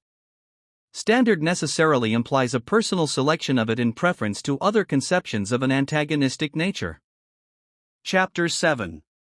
Race thought and new thought. The steady following up of the successive stages of the creative process has led us to the recognition of an individuality in the all-creating spirit itself, but an individuality which is by its very nature universal, and so cannot be departed from without violating the essential principles on which the further expansion of our own individuality depends.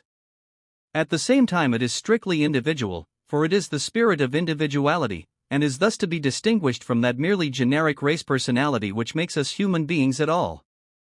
Race personality is of course the necessary basis for the development of this individuality, but if we do not see that it is only the preliminary to further evolution, any other conception of our personality as members of the race will prevent our advance toward our proper position in the creative order, which is that of introducing the personal factor by the exercise of our individual power of initiative and selection.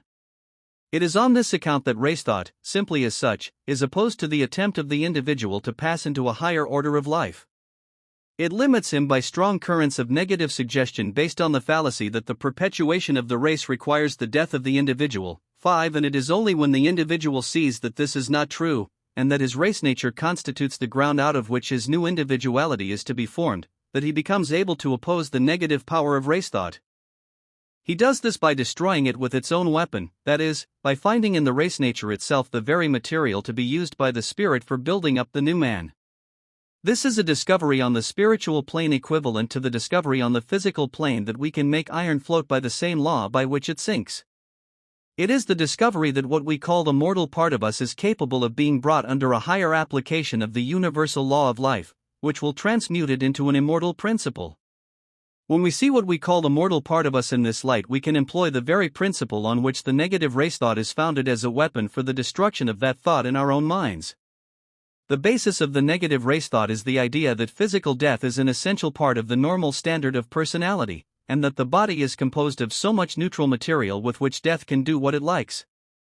But it is precisely this neutrality of matter that makes it just as amenable to the law of life as to the law of death. It is simply neutral and not an originating power on either side. So then when we realize that our normal standard of personality is not subject to death, but is the eternal essence and being of life itself, then we see that this neutrality of matter, its inability to make selection or take initiative on its own account, is just what makes it the plastic medium for the expression of spirit in ourselves. In this way the generic or race mind in the individual becomes the instrument through which the specializing power of the spirit works toward the building up of a personality based upon the truly normal standard of individuality which we have found to be inherent in the all-originating spirit itself. And since the whole question is that of the introduction of the factor of personal individuality into the creative order of causation, this cannot be done by depriving the individual of what makes him a person instead of a thing, namely, the power of conscious initiative and selection. For this reason the transition from the fourth kingdom into the fifth cannot be forced upon the race either by a divine fiat or by the generic action of cosmic law, for it is a specializing of the cosmic law which can only be effected by personal initiative and selection, just as iron can only be made to float under certain specialized conditions, and consequently the passage from the fourth into the fifth kingdom is a strictly individual process which can only be brought about by a personal perception of what the normal standard of the new individuality really is. This can only be done by the active laying aside of the old race standard and the conscious adoption of the new one. The student will do well to consider this carefully, for it explains why the race cannot receive the further evolution simply as a race, and also it shows that our further evolution is not into a state of less activity but of greater, not into being less alive but more alive, not into being less ourselves but more ourselves, thus being just the opposite of those systems which present the goal of existence as reabsorption into the undifferentiated divine essence. On the contrary, our further evolution is into greater degrees of conscious activity than we have ever yet known, because it implies our development of greater powers as the consequence of our clearer perception of our true relation to the all-originating spirit. It is the recognition that we may, and should, measure ourselves by this new standard instead of by the old race standard that constitutes the real new thought. The new thought which gives new life to the individual will never be realized so long as we think that it is merely the name of a particular sect, or that it is to be found in the mechanical observance of a set of rules laid down for us by some particular teacher. It is a new fact in the experience of the individual, the reason for which is indeed made clear to him through intellectual perception of the real nature of the creative process, but which can become an actual experience only by habitual personal intercourse with that divine spirit which is the life, love, and beauty that are at the back of the creative process and find expression through it. From this intercourse new thoughts will continually flow in, all of them bearing that vivifying element which is inherent in their source, and the individual will then proceed to work out these new ideas with the knowledge that they have their origin in the selection and initiative power of the all-creating spirit itself, and in this way by combined meditation and action he will find himself advancing into increasing light, liberty, and usefulness.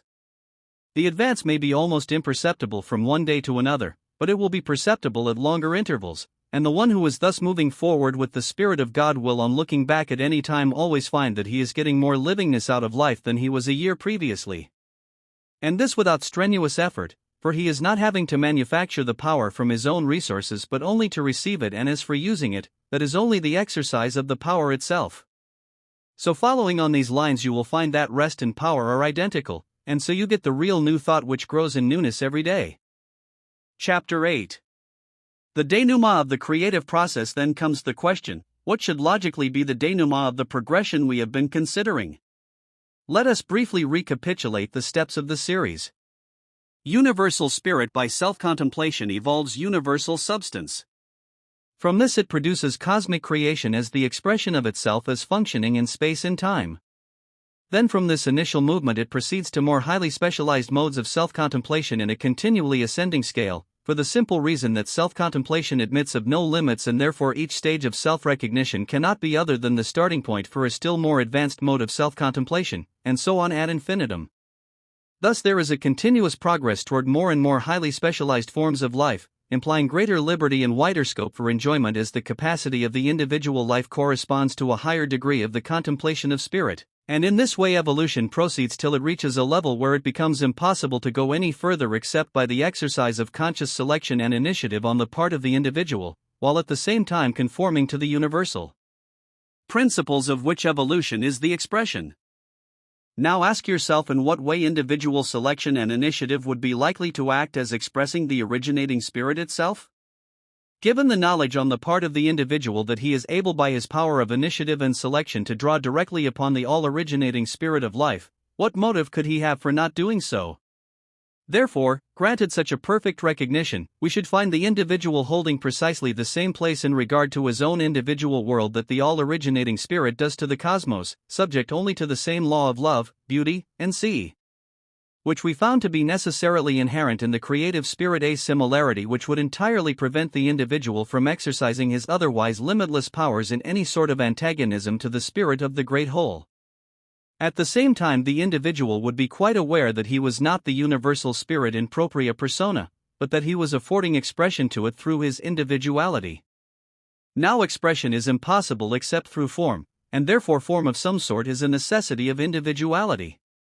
It is just here, then, that we find the importance of that principle of harmony with environment of which I spoke earlier, the principle in accordance with which a person who had obtained complete control of matter, if he wished to transport himself to some other planet, would appear there in perfect conformity with all the laws of matter that obtained in that world, though, of course, not subject to any limitation of the life principle in himself.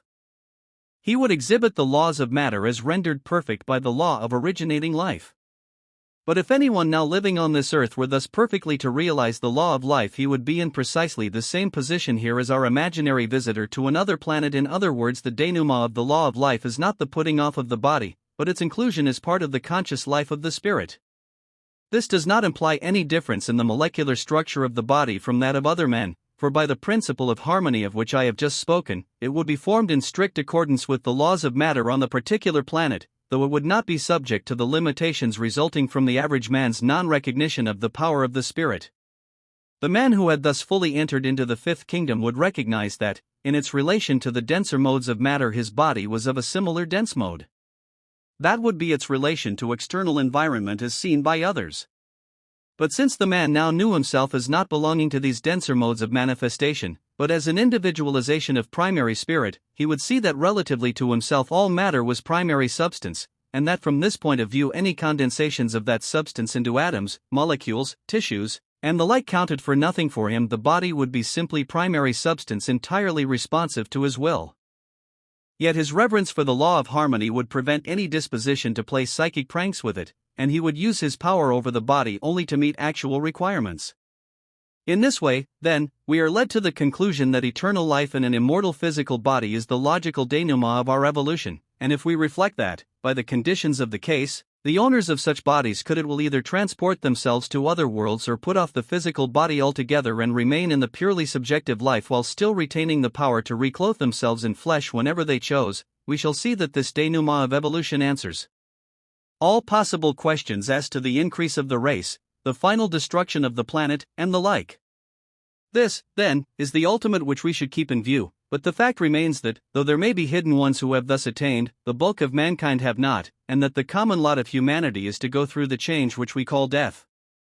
In broad philosophical terms, death may be described as the withdrawal of the life into the subjective consciousness to the total exclusion of the objective consciousness.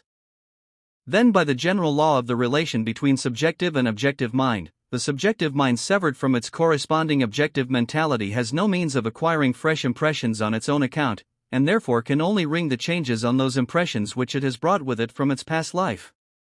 But these may be of very various sorts, ranging from the lowest to the highest, from those most opposed to that ultimate destiny of man which we have just been considering, to those which recognize his possibilities in a very large measure, needing little more to bring about the full fruition of perfected life. But however various may be their experiences, all who have passed through death must have this in common, that they have lost their physical instrument of objective perception and so have their mode of consciousness determined entirely by the dominant mode of suggestion which they have brought over with them from the objective side of life. 6. Of course, if the objective mentality were also brought over, this would give the individual the same power of initiative and selection that he possesses while in the body, and, as we shall see later on, there are exceptional persons with whom this is the case, but for the great majority the physical brain is a necessity for the working of the objective mentality, and so when they are deprived of this instrument their life becomes purely subjective and is a sort of dream life, only with a vast difference between two classes of dreamers: those who dream as they must and those who dream as they will. The former are those who have enslaved themselves in various ways to their lower mentality, some by bringing with them the memory of crimes unpardoned, some by bringing with them the idea of a merely animal life, others less degraded, but still in bondage to limited thought, bringing with them only the suggestion of a frivolous worldly life. In this way, by the natural operation of the law of suggestion, these different classes, either through remorse, or unsatisfied desires, or sheer incapacity to grasp higher principles, all remain earthbound, suffering in exact correspondence with the nature of the suggestion they have brought along with them. The unchangeable law is that the suggestion becomes the life, and this is equally true of suggestions of a happier sort. Those who have brought over with them the great truth that conditions are the creations of thought, and who have accustomed themselves while in objective life to dwell on good and beautiful ideas, are still able, by reason of being imbued with this suggestion, to mold the conditions of their consciousness in the subjective world in accordance with the sort of ideas which have become a second nature to them. Within the limits of these ideas, the dominant suggestion to these entities is that of a law which confers liberty, so by using this law of the constructive power of thought they can determine the conditions of their own consciousness, and thus instead of being compelled to suffer the nightmare dreams of the other class, they can mold their dream according to their will. We cannot conceive of such a life as theirs in the unseen as otherwise than happy, nevertheless its range is limited by the range of the conceptions they have brought with them. These may be exceedingly beautiful and thoroughly true and logical as far as they go, but they do not go the whole way, otherwise these spirits would not be in the category which we are considering but would belong to that still higher class who fully realize the ultimate possibilities which the law of the expression of spirit provides. The otherwise happy subjective life of these more enlightened souls has this radical defect that they have failed to bring over with them that power of original selection and initiative without which further progress is impossible. I wish the student to grasp this point very clearly, for it is of the utmost importance. Of course, the basis of our further evolution is conformity to the harmonious nature of the originating spirit, but upon this foundation we each have to build up the superstructure of our own individuality, and every step of advance depends on our personal development of power to take that step. This is what is meant by taking an initiative. It is making a new departure, not merely recombining the old things into fresh groupings still subject to the old laws, but introducing an entirely new element which will bring its own new law along with it. Now, if this is the true meaning of initiative, then that is just the power which these otherwise happy souls do not possess. For by the very conditions of the case they are living only in their subjective consciousness, and consequently are living by the law of subjective mind, and one of the chief characteristics of subjective mind is its incapacity to reason inductively, and therefore its inability to make the selection and take the initiative necessary to inaugurate a new departure. The well-established facts of mental law show conclusively that subjective mind argues only deductively. It argues quite correctly from any given premises, but it cannot take the initiative in selecting the premises that is the province of inductive reasoning, which is essentially the function of the objective mind. But by the law of autosuggestion this discarnate individual has brought over his premises with him, which premises are the sum total of his inductions made during objective life, the conception of things which he held at the time he passed over, for this constituted his idea of truth. Now he cannot add to these inductions, for he has parted with his instrument for inductive reasoning, and therefore his deductive reasoning in the purely subjective state which he has now entered is necessarily limited to the consequences which may be deducted from the premises which he has brought along with him. In the case of the highly developed individualities we are now considering, the premises thus brought over are of a very far-reaching and beautiful character, and consequently the range of their subjective life is correspondingly wide and beautiful, but, nevertheless, it is subject to the radical defect that it is debarred from further progress for the simple reason that the individual has not brought over with him the mental faculty which can impress his subjective entity with the requisite forward movement for making a new departure into a new order. And moreover, the higher the subjective development with which the individual passed over, the more likely he will be to realize this defect. If during earth life he had gained sufficient knowledge of these things, he will carry with him the knowledge that his discarnate existence is purely subjective, and therefore he will realize that, however he may be able to order the pictures of his dream, yet it is still but a dream, and in common with all other dreams lacks the basis of solidity from which to take really creative action. He knows also that the condition of other discarnate individualities is similar to his own, and that consequently each one must necessarily live in a world apart, a world of his own creation, because none of them possess the objective mentality by which to direct their subjective currents so as to make them penetrate into the sphere of another subjective entity, which is the modus operandi of telepathy. Thus he is conscious of his own inability to hold intercourse with other personalities, for though he may for his own pleasure create the semblance of them in his dream life, yet he knows that these are creations of his own mind, and that while he appears to be conversing with a friend amid the most lovely surroundings, the friend himself may be having experiences of a very different description. I am, of course, speaking now of persons who have passed over in a very high state of development and with a very considerable, though still imperfect, knowledge of the law of their own being. Probably the majority take their dream life for an external reality, and, in any case, all who have passed over without carrying their objective mentality along with them must be shut up in their individual subjective spheres and cease to function as centers of creative power so long as they do not emerge from that state. But the highly advanced individuals of whom I am now speaking have passed over with a true knowledge of the law of the relation between subjective and objective mind, and have therefore brought with them a subjective knowledge of this truth, and therefore, however otherwise in a certain sense happy, they must still be conscious of a fundamental limitation which prevents their further advance. And this consciousness can produce only one result, an ever-growing longing for the removal of this limitation, and this represents the intense desire of the spirit, as individualized in these souls, to attain to the conditions under which it can freely exercise its creative power. Subconsciously, this is the desire of all souls, for it is that continual pressing forward of the spirit for manifestation out of which the whole creative process arises, and so it is that the great cry perpetually ascends to God from all as yet undelivered souls, whether in or out of the body, for the deliverance which they knowingly or unknowingly desire. All this comes out of the well-ascertained facts of the law of relation between subjective and objective mind. Then comes the question, is there no way of getting out of this law? The answer is that we can never get away from universal principles, but we can specialize them. We may take it as an axiom that any law which appears to limit us contains in itself the principle by which that limitation can be overcome, just as in the case of the flotation of iron. In this axiom, then, we shall find the clue which will bring us out of the labyrinth.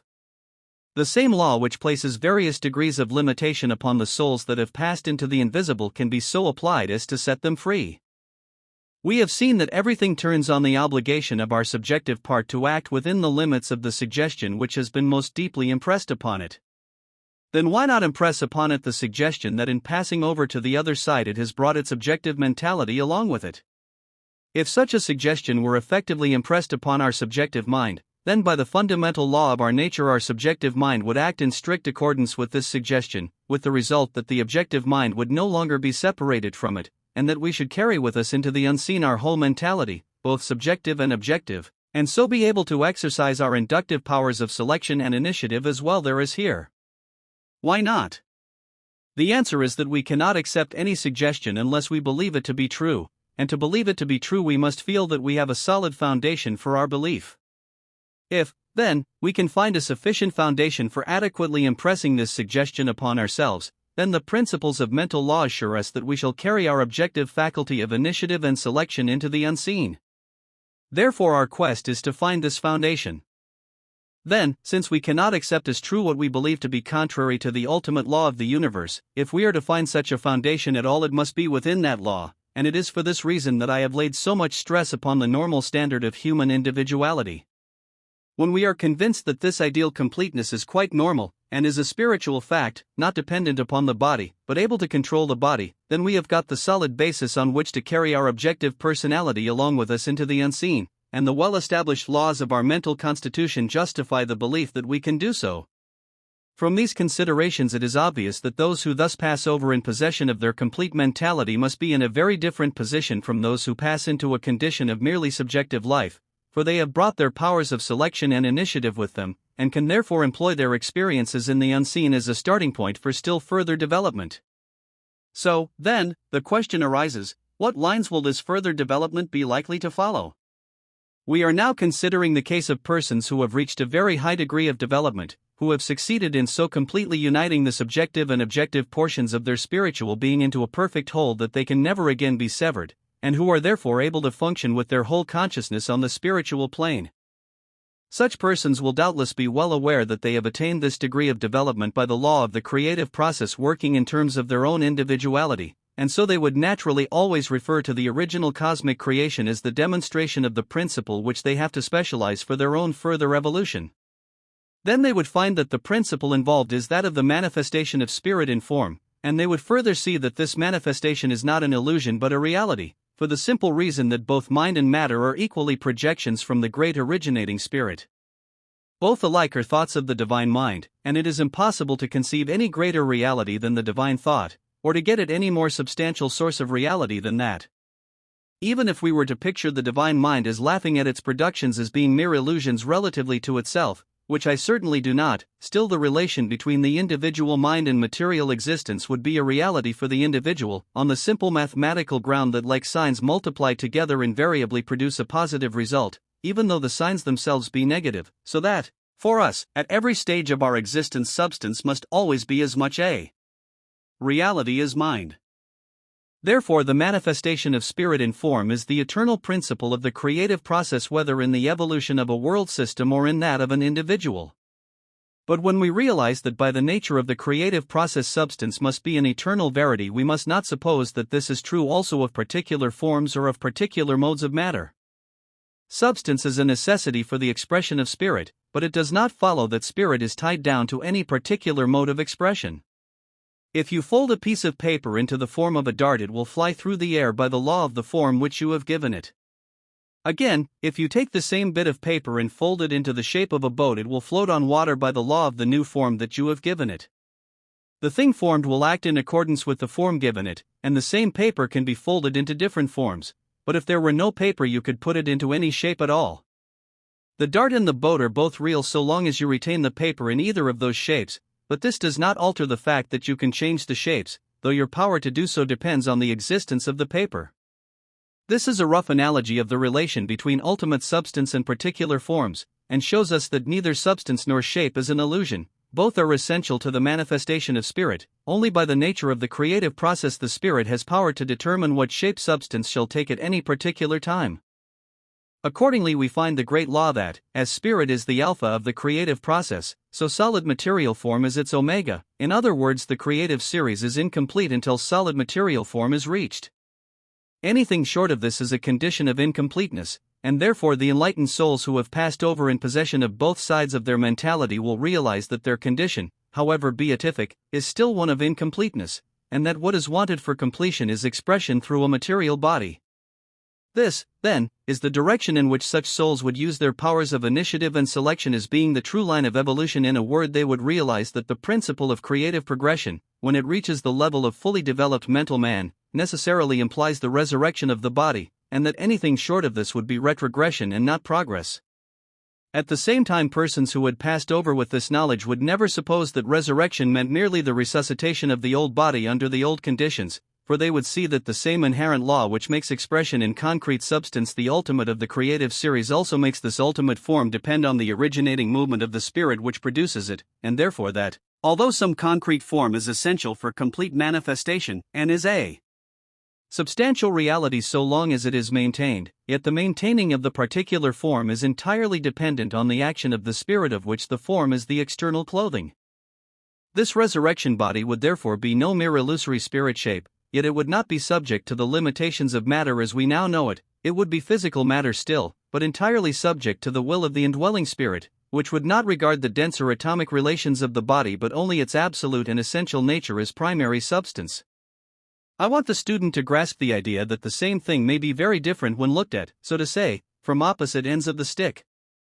What is solid molecular matter when viewed from the outside is plastic primary substance when viewed from the inside.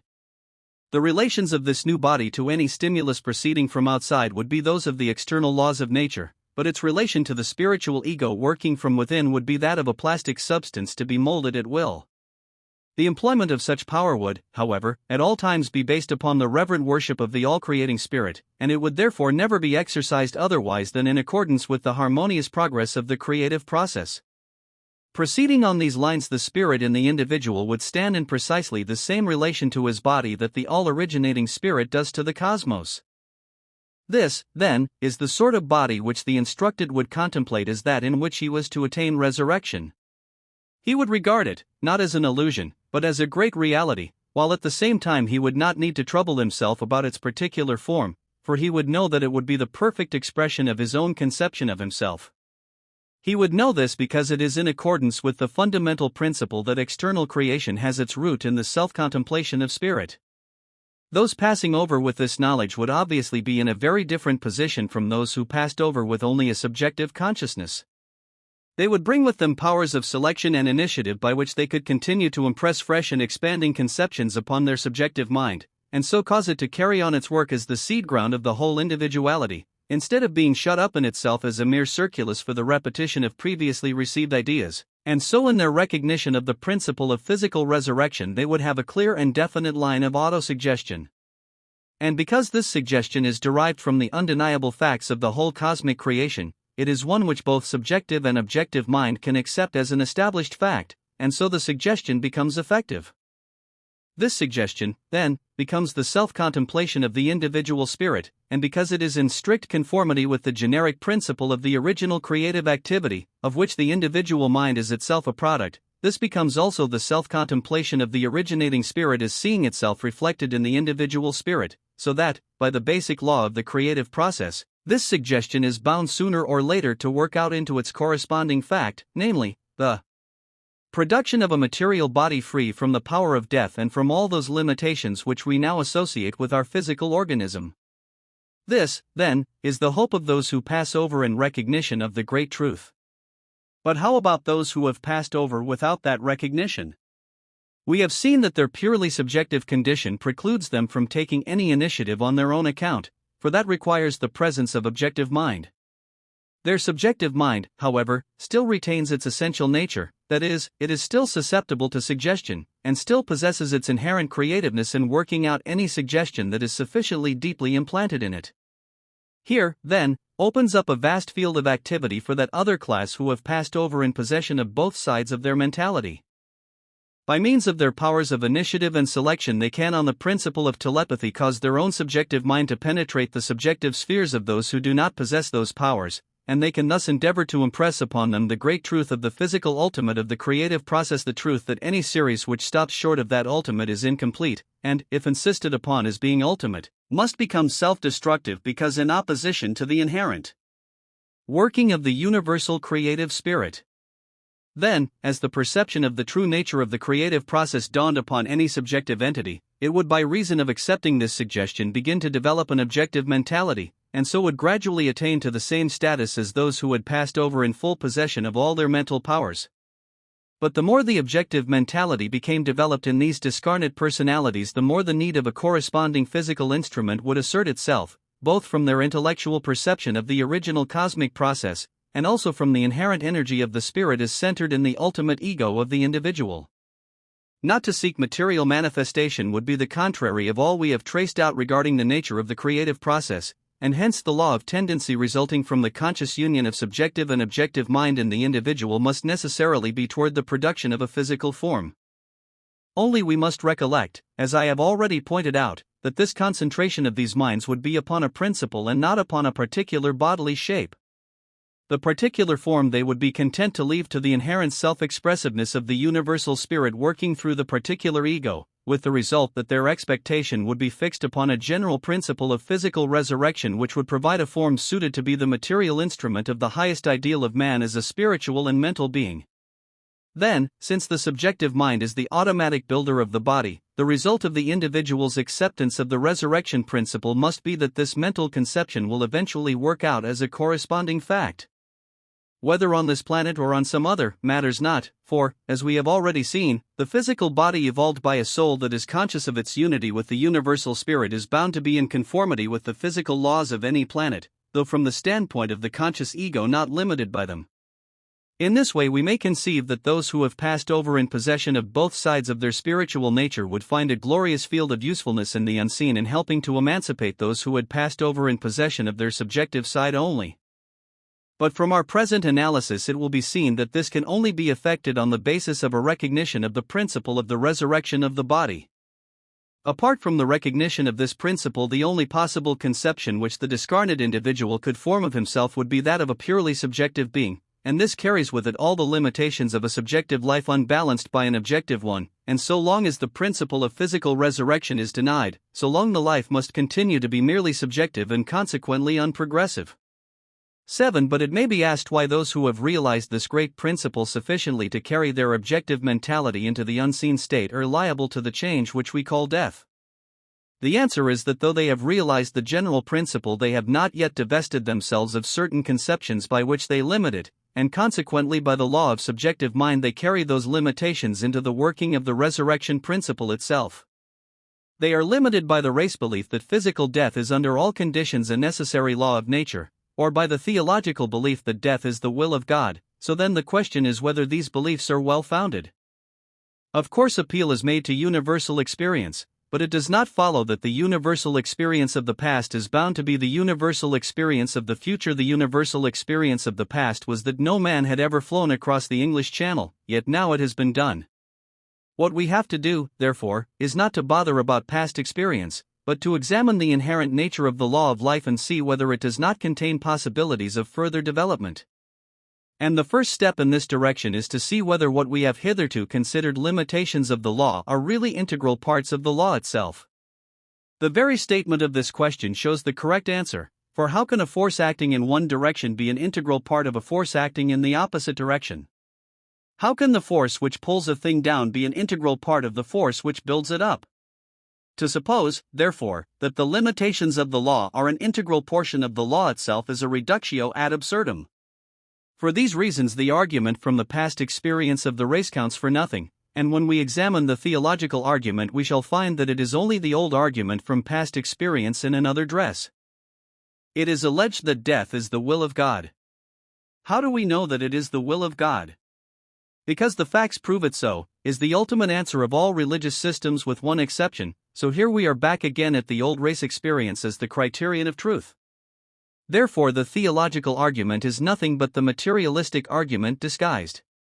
It is in our more or less conscious acceptance of the materialistic argument, under any of its many disguises, that the limitation of life is to be found not in the law of life itself, and if we are to bring into manifestation the infinite possibilities latent in that law, it can only be by looking steadily into the principle of the law and resolutely denying everything that opposes it. The principle of life must of necessity be affirmative, and affirmative throughout, without any negative anywhere. If we once realize this, we shall be able to unmask the enemy and silence his guns. Now, to do this is precisely the one object of the Bible, and it does it in a thoroughly logical manner, always leading on to the ultimate result by successive links of cause and effect. People will tell you that the Bible is their authority for saying that death is the will of God, but these are people who read it carelessly, and ultimately the only reason they can give you for their manner of interpreting the Bible is that the facts prove their interpretation to be correct, so that in the last resort you will always find you have got back to the old materialistic argument from past race experience, which logically proves nothing. These are good, well-meaning people with a limited idea which they read into the Bible, and so limit its promises by making physical death an essential preliminary to resurrection. They grasp, of course, the great central idea that perfected man possesses a joyous immortal life permeating spirit, soul, and body, but they relegate it to some dim and distant future, entirely disconnected from the present law of our being, not seeing that if we are to have eternal life it must necessarily be involved in some principle which is eternal, and therefore existing, at any rate latently, at the present moment. Hence, though their fundamental principle is true, they are all the time mentally limiting it, with the result that they themselves create the conditions they impose upon it, and consequently the principle will work, as principles always do, in accordance with the conditions provided for its action. Unless, therefore, this limiting belief is entirely eradicated, the individual, though realizing the fundamental principle of life, is bound to pass out of physical existence. But on the other hand, since he does take the recognition of this fundamental principle with him, it is bound to bear fruit sooner or later in a joyous resurrection, while the intermediate state can only be a peaceful anticipation of that supreme event. This is the answer to the question why those who have realized the great principle sufficiently to carry their objective mentality into the unseen world are still liable to physical death, and in the last analysis it will be found to resolve itself into the remains of race belief based upon past experience. These are they who pass over in sure and certain hope of a glorious resurrection, sure and certain because founded upon the very being of God Himself, that inherent life of the all-creating divine Spirit which is the perpetual interaction of the eternal love and beauty. They have grasped the life-giving truth, only they have postponed its operation, because they have the fixed idea that its present fruition is an absolute impossibility. But if we ask the reason for this idea, it always comes back to the old materialistic argument from the experience of past conditions, while the whole nature of advance is in the opening up of new conditions. And in this advance the Bible is the pioneer book. Its whole purport is to tell us most emphatically that death is not the will of God. In the story of Eden, God is represented as warning man of the poisonous nature of the forbidden fruit, which is incompatible with the idea of death as an essential feature of man's nature. Then from the point where man has taken the poison, all the rest of the Bible is devoted to telling us how to get rid of it. Christ, it tells us, was manifested to bring life and immortality to light, to abolish death, to destroy the works of the devil, that is the death-dealing power, for he that hath the power of death is the devil. It is impossible to reconcile this life-giving conception of the Bible with the idea that death at any stage or in any degree is the desire of God. Let us, therefore, start with the recognition that this negative force, whether in its minor degrees as disease or in its culmination as death, is that which it is the will of God to abolish. This also is logical, for if God be the universal spirit of life finding manifestation in individual lives, how can the desire of this spirit be to act in opposition to its own manifestation? Therefore, Scripture and common sense alike assure us that the will of God toward us is life and not death. 8. We may therefore start on our quest for life with the happy certainty that God is on our side. But people will meet us with the objection that though God wills life to us, He does not will it just yet, but only in some dim far-off future. How do we know this? Certainly not from the Bible. In the Bible, Jesus speaks of two classes of persons who believe on Him as the manifestation or individualization of the Spirit of life. He speaks of those who, having passed through death, still believe on Him, and says that these shall live a future event. And at the same time He speaks of those who are living and believe on Him, and says that they shall never die, thus contemplating the entire elimination of the contingency of death. John 11:25. Again, St. Paul expresses his wish not to be unclothed but to be clothed upon, which he certainly would not have done had he considered the latter alternative a nonsensical fancy. And in another place he expressly states that we shall not all die, but that some shall be transmuted into the resurrection body without passing through physical death. And if we turn to the Old Testament, we find two instances in which this is said to have actually occurred, those of Enoch and Elijah. And we may note in passing that the Bible draws our attention to certain facts about these two personages which are important as striking at the root of the notion that austerities of some sort are necessary for the great attainment. Of Enoch we are expressly told that he was the father of a large family, and of Elijah that he was a man of like nature with ourselves, thus showing us what is wanted is not a shutting of ourselves off from ordinary human life but such a clear realization of the universal principle, of which our personal life is the more or less conscious manifestation, that our commonest actions will be hallowed by the divine presence, and so the grand denouement will be only the natural result of our daily habit of walking with God. From the standpoint of the Bible, therefore, the attainment of physical regeneration without passing through death is not an impossibility, nor is it necessarily relegated to some far-off future. Whatever anyone else may say to the contrary, the Bible contemplates such a denouement of human evolution as a present possibility. Then if we argue from the philosophical standpoint, we arrive at precisely the same result. Past experience proves nothing, and we must therefore make a fresh start by going back to the original creative action of the Spirit of life itself. Then, if we take this as our starting point, remembering that at the stage of this original movement there can be no intervention by a second power, because there is none, why should we mentally impose any restriction upon the action of the creative power? Certainly not by its own law of tendency, for that must always be toward fuller self-expression, and since this can only take place through the individual, the desire of the Spirit must always be toward the increasing of the individual life. Nor yet from anything in the created substance, for that would either be to suppose the Spirit creating something in limitation of its own self-expression, or else to suppose that the limiting substance was created by some other power working against the Spirit, and as this would mean a duality of powers we should not have reached the originating power at all, and so we might put spirit and substance equally out of court as both being merely modes of secondary causation. But if we see that the universal substance must be created by emanation from the universal Spirit, then we see that no limitation of spirit by substance is possible. We may therefore feel assured that no limitation proceeds either from the will of the Spirit or from the nature of substance. Where, then, does limitation come from?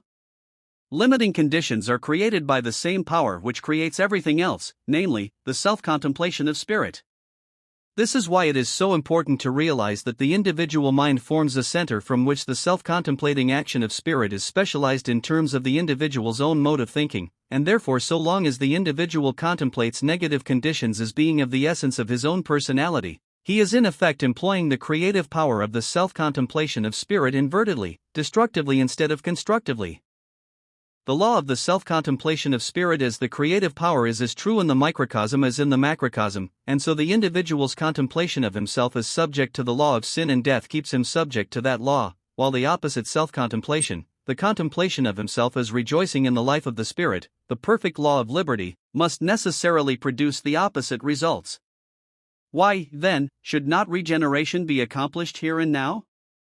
I can see no reason against it, either scriptural or philosophical, except our own difficulty in getting rid of the race traditions which are so deeply embedded in our subjective minds. To get rid of these, we require a firm basis on which to receive the opposite suggestion. We need to be convinced that our ideal of a regenerated self is in accord with the normal standard of humanity and is within the scope of the laws of the universe.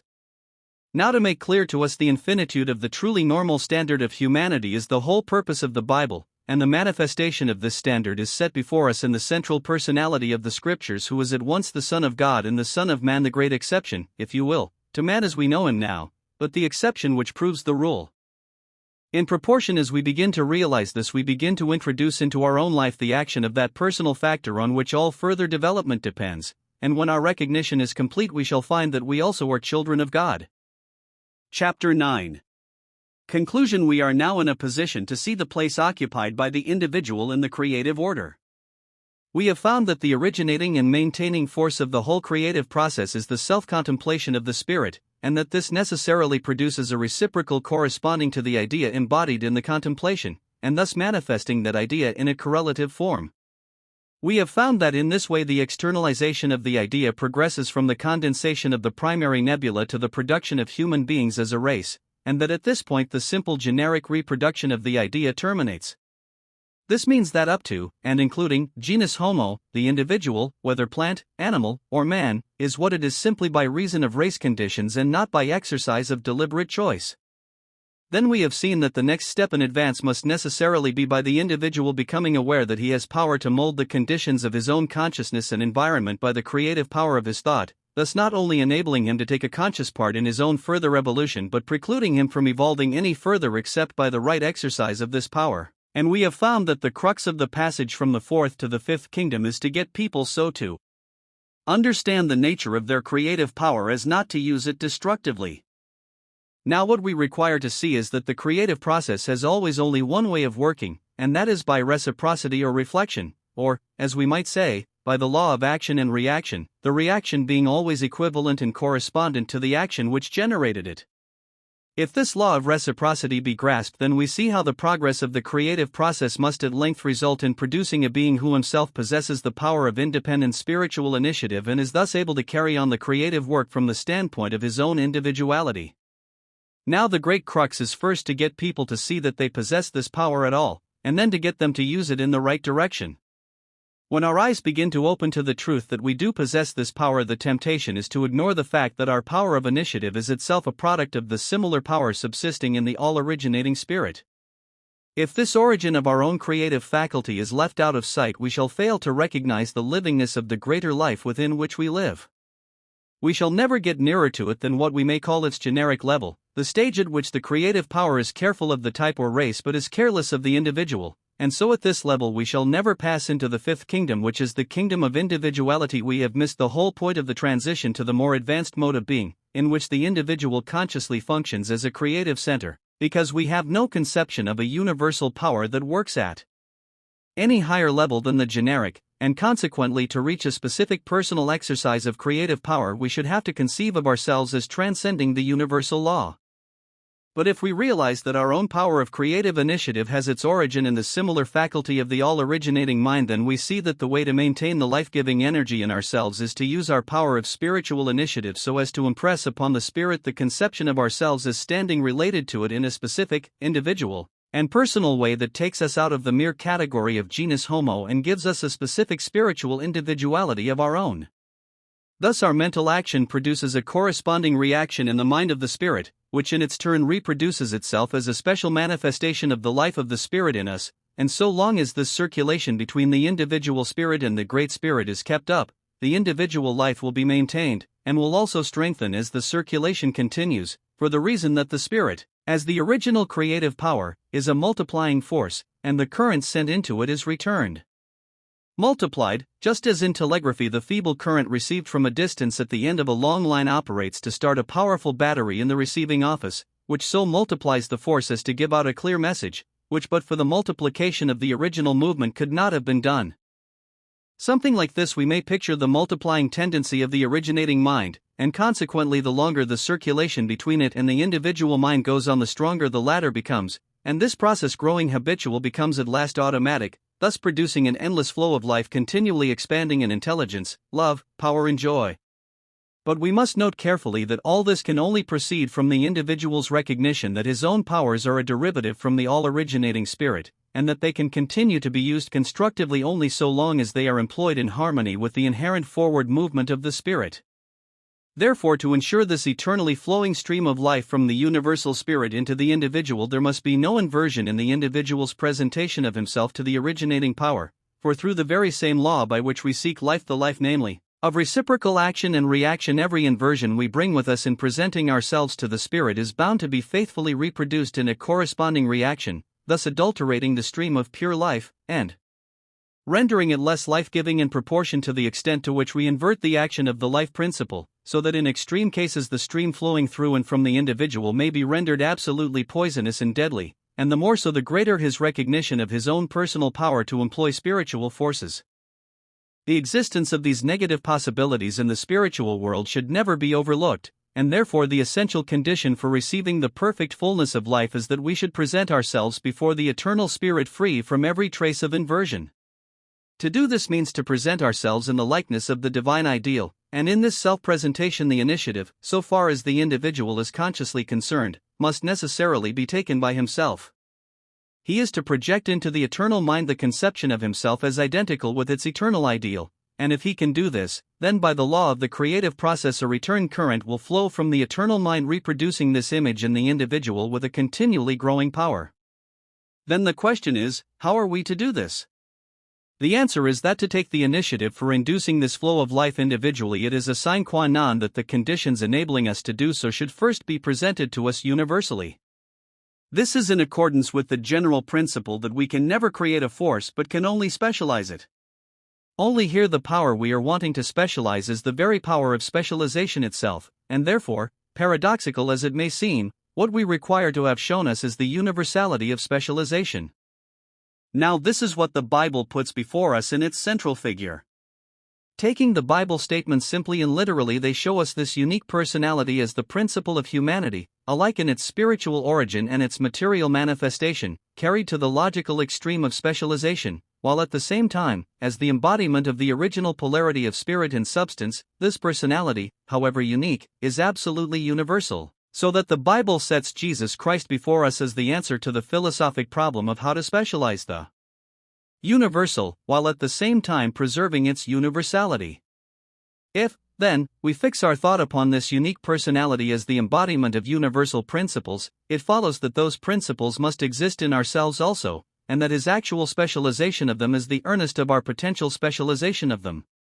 Then if we fix our thought on this potential in ourselves as being identical with its manifestation in him, we can logically claim our identity with him, so that what he has done we have done, what he is, we are, and thus recognizing ourselves in him we present this image of ourselves to the eternal mind, with the result that we bring with us no inversion, and so import no negative current into our stream of life. Thus it is that we reach the Father through the Son, and that he is able to keep us from falling and to present us faultless before the presence of the divine glory with exceeding joy. Jude 24. The gospel of the Word made flesh is not the meaningless cant of some petty sect nor yet the cunning device of priestcraft, though it has been distorted in both these directions, but it can give a reason for itself, and is founded upon the deepest laws of the threefold constitution of man, embracing the whole man, body, soul, and spirit. It is not opposed to science but is the culmination of all science, whether physical or mental. It is philosophical and logical throughout if you start the creative process where alone it can start, in the self-contemplation of the Spirit. The more carefully we examine into the claims of the gospel of Christ, the more we shall find all the current objections to it melt away and disclose their own superficialness. We shall find that Christ is indeed the mediator between God and man, not by the arbitrary fiat of a capricious deity, but by a logical law of sequence which solves the problem of making extremes meet, so that the Son of Man is also the Son of God, and when we see the reason why this is so, we thereby receive power to become ourselves sons of God, which is the denouement of the creative process in the individual. These closing lines are not the place to enter upon so great a subject, but I hope to follow it up in another volume and to show in detail the logic of the Bible teaching, what it saves us from and what it leads us to show while giving due weight to the value of other systems how it differs from them and transcends them, to glance, perhaps, for a moment at the indications of the future and to touch upon some of the dangers of the present and the way to escape from them. Nor would I pass over in silence another and important aspect of the gospel contained in Christ's commission to his followers to heal the sick. This also follows logically from the law of the creative process if we trace carefully the sequence of connections from the indwelling ego to the outermost of its vehicles, while the effect of the recognition of these great truths upon the individuality that has for a time put off its robe of flesh, opens out a subject of paramount interest. Thus it is that on every plane Christ is the fulfilling of the law, and that salvation is not a silly shibboleth but the logical and vital process of our advance into the unfoldment of the next stage of the limitless capacities of our being. Of these things I hope to write in another volume, should it be permitted to me, and in the meanwhile I would commend the present abstract statement of principles to the reader's attention in the hope that it may throw some light on the fundamental nature of these momentous questions. The great thing to bear in mind is that if a thing is true at all, there must be a reason why it is true, and when we come to see this reason, we know the truth at first hand for ourselves and not from someone else's report. Then it becomes really our own and we begin to learn how to use it. This is the secret of the individual's progress in any art, science, or business, and the same method will serve equally well in our search after life itself, and as we thus follow up the great quest we shall find that on every plane the way, the truth, and the life are one. A little philosophy inclineth a man's mind to atheism, but depth in philosophy bringeth men's minds about to religion. Bacon. Essay 16. Chapter 10. The Divine Offering. I take the present opportunity of a new edition to add a few pages on certain points which appear to me of vital importance, and the connection of which with the preceding chapters will, I hope, become evident as the reader proceeds. Assuming the existence in each individual of a creative power of thought which, in relation to himself, reflects the same power existing in the universal mind, our right employment of this power becomes a matter of extreme moment to ourselves. Its inverted use necessarily holds us fast in the bondage from which we are seeking to escape, and equally necessarily its right use brings us into liberty, and therefore if any divine revelation exists at all, its purpose must be to lead us away from the inverted use of our creative faculty and into such a higher specializing of it as will produce the desired result.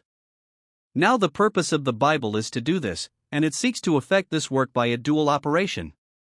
It places before us that divine ideal of which I have already spoken, and at the same time bases this ideal upon the recognition of a divine sacrifice. These two conceptions are so intimately interwoven in Scripture that they cannot be separated, but at the present day there is a growing tendency to attempt to make this separation and to discard the conception of a divine sacrifice as unphilosophical, that is, as having no nexus of cause and effect.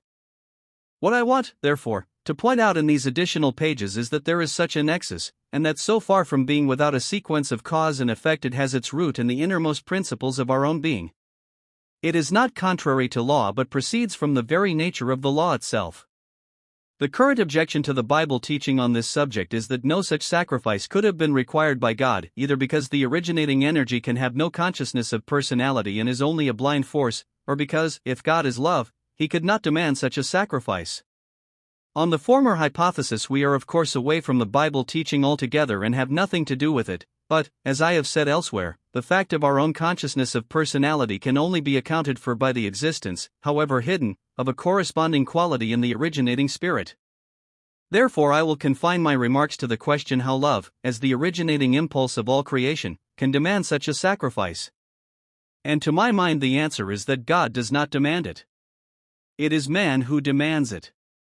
It is the instinctive craving of the human soul for certainty that requires a demonstration so convincing as to leave no room for doubt of our perfectly happy relation to the Supreme Spirit, and consequently to all that flows from it, whether on the side of the visible or of the invisible. When we grasp the fact that such a standpoint of certainty is the necessary foundation for the building up in ourselves of the divine ideal, then it becomes clear that to afford us this firm basis is the greatest work that the Spirit, in its relation to human personality, could do. We are often told that the offering of sacrifices had its origin in primitive man's conception of his gods as beings which required to be propitiated so as to induce them to do good or abstain from doing harm, and very likely this was the case.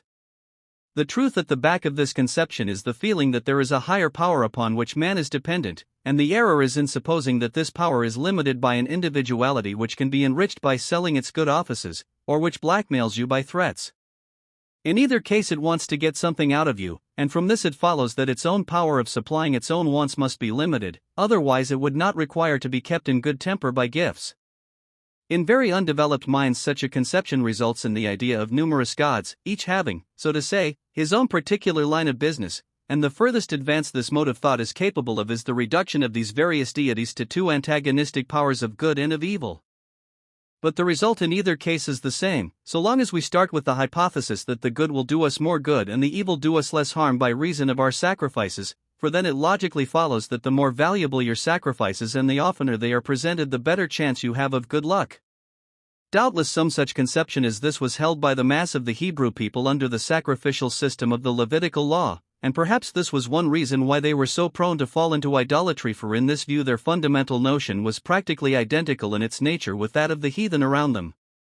Of course, this was not the fundamental idea embodied in the Levitical system itself. The root of that system was the symbolizing of a supreme ideal of reconciliation hereafter to be manifested in action. Now, a symbol is not the thing symbolized. The purpose of a symbol is twofold: to put us upon inquiry as to the reality which it indicates, and to bring that reality to our minds by suggestion when we look at the symbol. But if it does not do this, and we rest only in the symbol, nothing will come of it, and we are left just where we were. That the symbolic nature of the Levitical sacrifice was clearly perceived by the deeper thinkers among the Hebrews is attested by many passages in the Bible. Sacrifice and burnt offering thou wouldest not, Psalms XL 6, and Lee 16, and other similar utterances. And the distinction between these symbols and that which they symbolized is brought out in the Epistle to the Hebrews by the argument that if those sacrifices had afforded a sufficient standpoint for the effectual realization of cleansing them, the worshipper would not need to have repeated them because he would have no more consciousness of sin. Hebrews X 2. This brings us to the essential point of the whole matter. What we want is the certainty that there is no longer any separation between us and the divine Spirit by reason of sin, either as overt acts of wrongdoing or as error of principle, and the whole purpose of the Bible is to lead us to this assurance. Now, such an assurance cannot be based on any sort of sacrifices that require repetition, for then we could never know whether we had given enough either in quality or quantity. It must be a once-for-all business or it is no use at all, and so the Bible makes the once-for-allness of the offering the essential point of its teaching. He that has been bathed does not need to be bathed again, John 13:10. There is now no condemnation to them which are in Christ Jesus, Romans 8. Various intellectual difficulties, however, hinder many people from seeing the working of the law of cause and effect in this presentment. One is the question: how can moral guilt be transferred from one person to another? What is called the forensic argument, i.e., the court of law argument, that Christ undertook to suffer in our stead as our surety, is undoubtedly open to this objection. Suretyship must by its very nature be confined to civil obligations and cannot be extended to criminal liability, and so the forensic argument may be set aside as very much a legal fiction. But if we realize the Bible teaching that Christ is the Son of God, that is, the divine principle of humanity out of which we originated and subsisting in us all, however unconsciously to ourselves, then we see that sinners as well as saints are included in this principle, and consequently that the self-offering of Christ must actually include the self-offering of every human being in the acknowledgement, however unknown to his objective mentality, of his sin. If we can grasp this somewhat abstract point of view, it follows that in the person of Christ every human being, past, present, and to come, was self-offered for the condemnation of his sin, a self-condemnation and a self-offering, and hence a cleansing, for the simple reason that if you can get a man to realize his past error, really see his mistake, he won't do it again, and it is the perpetuation of sin and error that has to be got rid of. To do this universally would be to regain paradise. Seen therefore in this light, there is no question of transference of moral guilt, and I take it this is St. Paul's meaning when he speaks of our being partakers in Christ's death. Then there is the objection: how can past sins be done away with? If we accept the philosophical conclusion that time has no substantive existence, then all that remains is states of consciousness. As I have said in the earlier part of this book, the self-contemplation of spirit is the cause of all our perception of existence and environment, and consequently if the self-contemplation of the spirit from any center of individualization is that of entire harmony and the absence of anything that would cause any consciousness of separation, then past sins cease to have any part in this self-recognition, and consequently cease to have any place in the world of existence. The foundation of the whole creative process is the calling into light out of darkness, that which makes manifest is light, and consequently the converse action is that of sending out of light into darkness, that is, into not being. Now this is exactly what the Spirit says in the Bible: I, even I, am he that blotteth out thy transgressions, Isaiah 43:25. Blotting out is the sending out of manifestation into the darkness of non-manifestation, out of being into not being, and in this way the past error ceases to have any existence and so ceases to have any further effect upon us. It is blotted out, and from this new standpoint has never been at all, so that to continue to contemplate it is to give a false sense of existence to that which in effect has no existence. It is that affirmation of negation which is the root of all evil. It is the inversion of our God-given creative power of thought, calling into existence that which in the perfect life of the Spirit never had or could have any existence, and therefore it creates the sense of inharmony, opposition, and separation. Of course, this is only relatively to ourselves, for we cannot create eternal principles. They are the being of God, and as I have already shown, these great principles of the affirmative may be summed up in the two words love and beauty, love in essence and beauty in manifestation. But since we can only live from the standpoint of our own consciousness, we can make a false creation built upon the idea of opposites to the all-creating love and beauty, which false creation, with all its accompaniments of limitation, sin, sorrow, sickness, and death, must necessarily be real to us until we perceive that these things were not created by God, the Spirit of the affirmative, but by our own inversion of our true relation to the all-creating being. When, then, we view the matter in this light, the offering once for all of the divine sacrifice for the sin of the whole world is seen not to be a mere ecclesiastical dogma having no relation of cause and effect, but to be the highest application of the same principle of cause and effect by which the whole creation, ourselves included, has been brought into existence, the self-contemplation of spirit producing corresponding manifestation, only now working on the level of individual personality. As I have shown at the beginning of this book, the cosmic manifestation of principles is not sufficient to bring out all that there is in them. To do this, their action must be specialized by the introduction of the personal factor.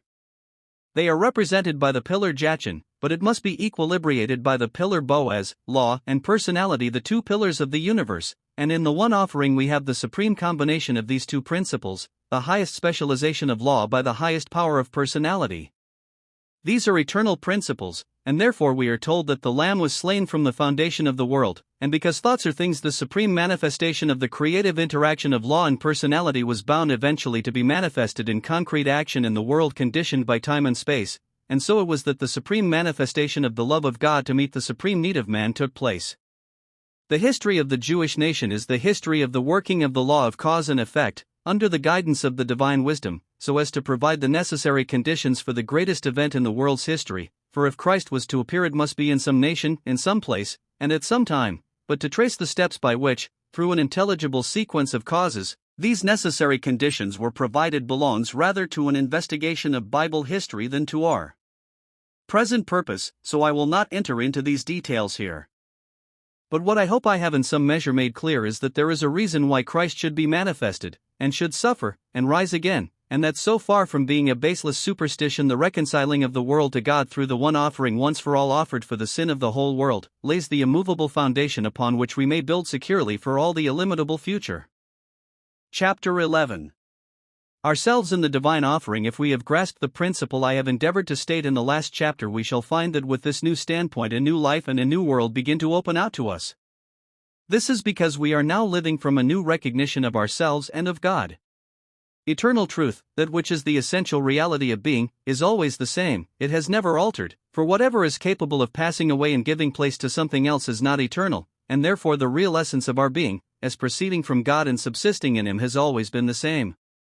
But this is the very fact which we have hitherto lost sight of, and since our perception of life is the measure of our individual consciousness of it, we have imposed upon ourselves a world of limitation, a world filled with the power of the negative, because we have viewed things from that standpoint.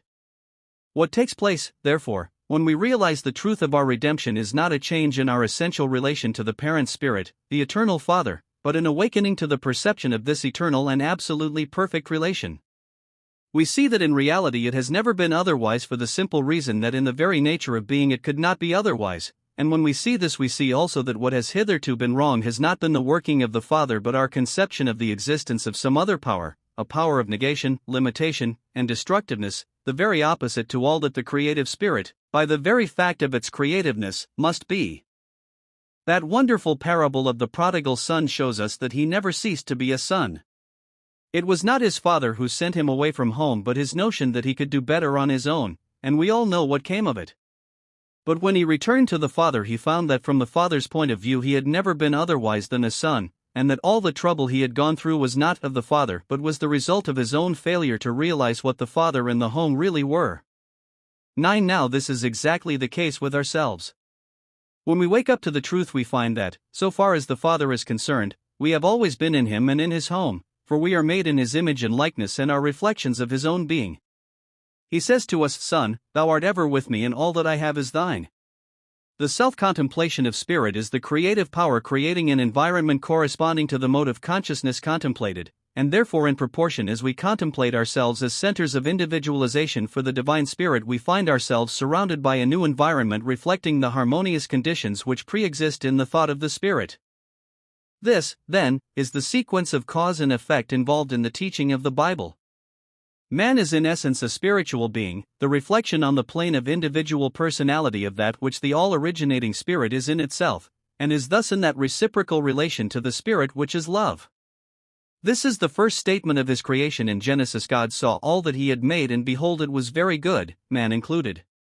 Then the fall is the failure of the lower mentality to realize that God is love, in a word that love is the only ultimate motive power it is possible to conceive, and that the creations of love cannot be otherwise than good and beautiful. The lower mentality conceives an opposite quality of evil and thus produces a motive power the opposite of love, which is fear, and so fear is born into the world, giving rise to the whole brood of evil, anger, hatred, envy, lies, violence, and the like, and on the external plane giving rise to discordant vibrations which are the root of physical ill. If we analyze our motives, we shall find that they are always some mode either of love or fear, and fear has its root in the recognition of some power other than perfect love, which is God, the one all-embracing good. Fear has a creative force which invertedly mimics that of love, but the difference between them is that love is eternal and fear is not. Love as the original creative motive is the only logical conclusion we can come to as to why we ourselves or any other creation exists. Fear is illogical because to regard it as having any place in the original creative motive involves a contradiction in terms. By accepting the notion of a dual power, that of good and evil, the inverted creative working of fear is introduced with all its attendant train of evil things.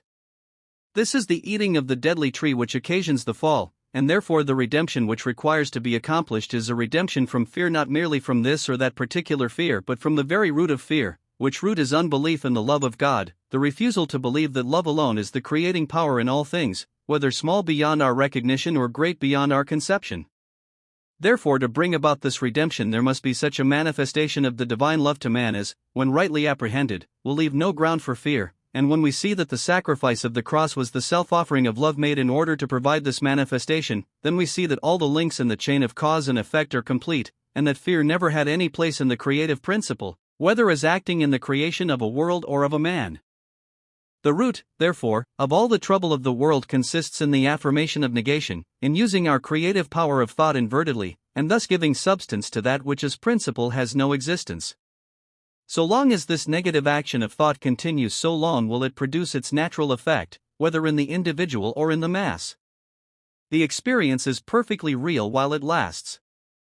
Its unreality consists in the fact that there was never any real need for it, and the more we grasp the truth of the all-embracingness of the one good, both as cause and as effect, on all planes, the more the experience of its opposite will cease to have any place in our lives. This truly new thought puts us in an entirely new relation to the whole of our environment, opening out possibilities hitherto undreamed of, and this by an orderly sequence of law which is naturally involved in our new mental attitude. But before considering the prospect thus offered, it is well to be quite clear as to what this new mental attitude really is, for it is our adoption of this attitude that is the key to the whole position. Put briefly, it is ceasing to include the idea of limitations in our conception of the working of the all-creating Spirit. Here are some specimens of the way in which we limit the creative working of the Spirit. We say, I am too old now to start this or that new sort of work. This is to deny the power of the Spirit to vivify our physical or mental faculties, which is illogical if we consider that it is the same Spirit that brought us into any existence at all. It is like saying that when a lamp is beginning to burn low, the same person who first filled it with oil cannot replenish it and make it burn brightly again. Or we say, I cannot do so, and so because I have not the means. When you were 14, did you know where all the means were coming from which were going to support you till now when you are perhaps 40 or 50? So you should argue that the same power that has worked in the past can continue to work in the future. If you say the means came in the past quite naturally through ordinary channels, that is no objection. On the contrary, the more reason for saying that suitable channels will open in the future. Do you expect God to put cash into your desk by a conjuring trick? Means come through recognizable channels, that is to say, we recognize the channels by the fact of the stream flowing through them, and one of our most common mistakes is in thinking that we ourselves have to fix the particular channel beforehand. We say in effect that the spirit cannot open other channels, and so we stop them up. Or we say, our past experience speaks to the contrary, thus assuming that our past experiences have included all possibilities and have exhausted the laws of the universe, an assumption which is negatived by every fresh discovery even in physical science. And so we go on limiting the power of the spirit in 100 different ways. But careful consideration will show that, though the modes in which we limit it are as numerous as the circumstances with which we have to deal, the thing with which we limit it is always the same. It is by the introduction of our own personality. This may appear at first a direct contradiction of all that I have said about the necessity for the personal factor, but it is not. Here is a paradox. To open out into manifestation the wonderful possibilities hidden in the creative power of the universe, we require to do two things: to see that we ourselves are necessary as centers for focusing that power, and at the same time to withdraw the thought of ourselves as contributing anything to its efficiency. It is not I that work but the power, yet the power needs me because it cannot specialize itself without me. In a word, each is the complementary of the other, and the higher the degree of specialization is to be, the more necessary is the intelligent and willing cooperation of the individual. This is the scriptural paradox that the Son can do nothing of himself, and yet we are told to be fellow workers with God. It ceases to be a paradox, however, when we realize the relation between the two factors concerned, God and man. Our mistake is in not discriminating between their respective functions, and putting man in the place of God. In our everyday life we do this by measuring the power of God by our past experiences and the deductions we draw from them, but there is another way of putting man in the place of God, and that is by the misconception that the all-originating spirit is merely a cosmic force without intelligence, and that man has to originate the intelligence without which no specific purpose can be conceived. This latter is the error of much of the present-day philosophy and has to be specially guarded against. This was perceived by some of the medieval students of these things, and they accordingly distinguished between what they called animus Dei and anima mundi, the divine spirit and the soul of the universe. Now the distinction is this, that the essential quality of animus Dei is personality, not a person, but the very principle of personality itself, while the essential quality of anima mundi is impersonality. Then right here comes in that importance of the personal factor of which I have already spoken. The powers latent in the impersonal are brought out to their fullest development by the operation of the personal. This of course does not consist in changing the nature of those powers, for that is impossible, but in making such combinations of them by personal selection as to produce results which could not otherwise be obtained. Thus, for example, number is in itself impersonal and no one can alter the laws which are inherent in it, but what we can do is to select particular numbers and the sort of relation, such as subtraction, multiplication, etc., which we will establish between them, and then by the inherent law of number a certain result is bound to work out. Now our own essential quality is the consciousness of personality, and as we grow into the recognition of the fact that the impersonal is, as it were, crying out for the operation upon it of the personal in order to bring its latent powers into working, we shall see how limitless is the field that thus opens before us. The prospect is wonderful beyond our present conception, and full of increasing glory if we realize the true foundation on which it rests. But herein lies the danger. It consists in not realizing that the infinite of the impersonal is and also that the infinite of the personal is. Both are infinite and so require differentiation through our own personality, but in their essential quality each is the exact balance of the other, not in contradiction to each other, but as complementary to one another, each supplying what the other needs for its full expression, so that the two together make a perfect whole. If, however, we see this relation and our own position as the connecting link between them, we shall see only ourselves as the personal factor, but the more we realize, both by theory and experience, the power of human personality brought into contact with the impersonal soul of nature, and employed with a knowledge of its power and a corresponding exercise of the will, the less we shall be inclined to regard ourselves as the supreme factor in the chain of cause and effect consideration of this. Argument points to the danger of much of the present-day teaching regarding the exercise of thought power as a creative agency.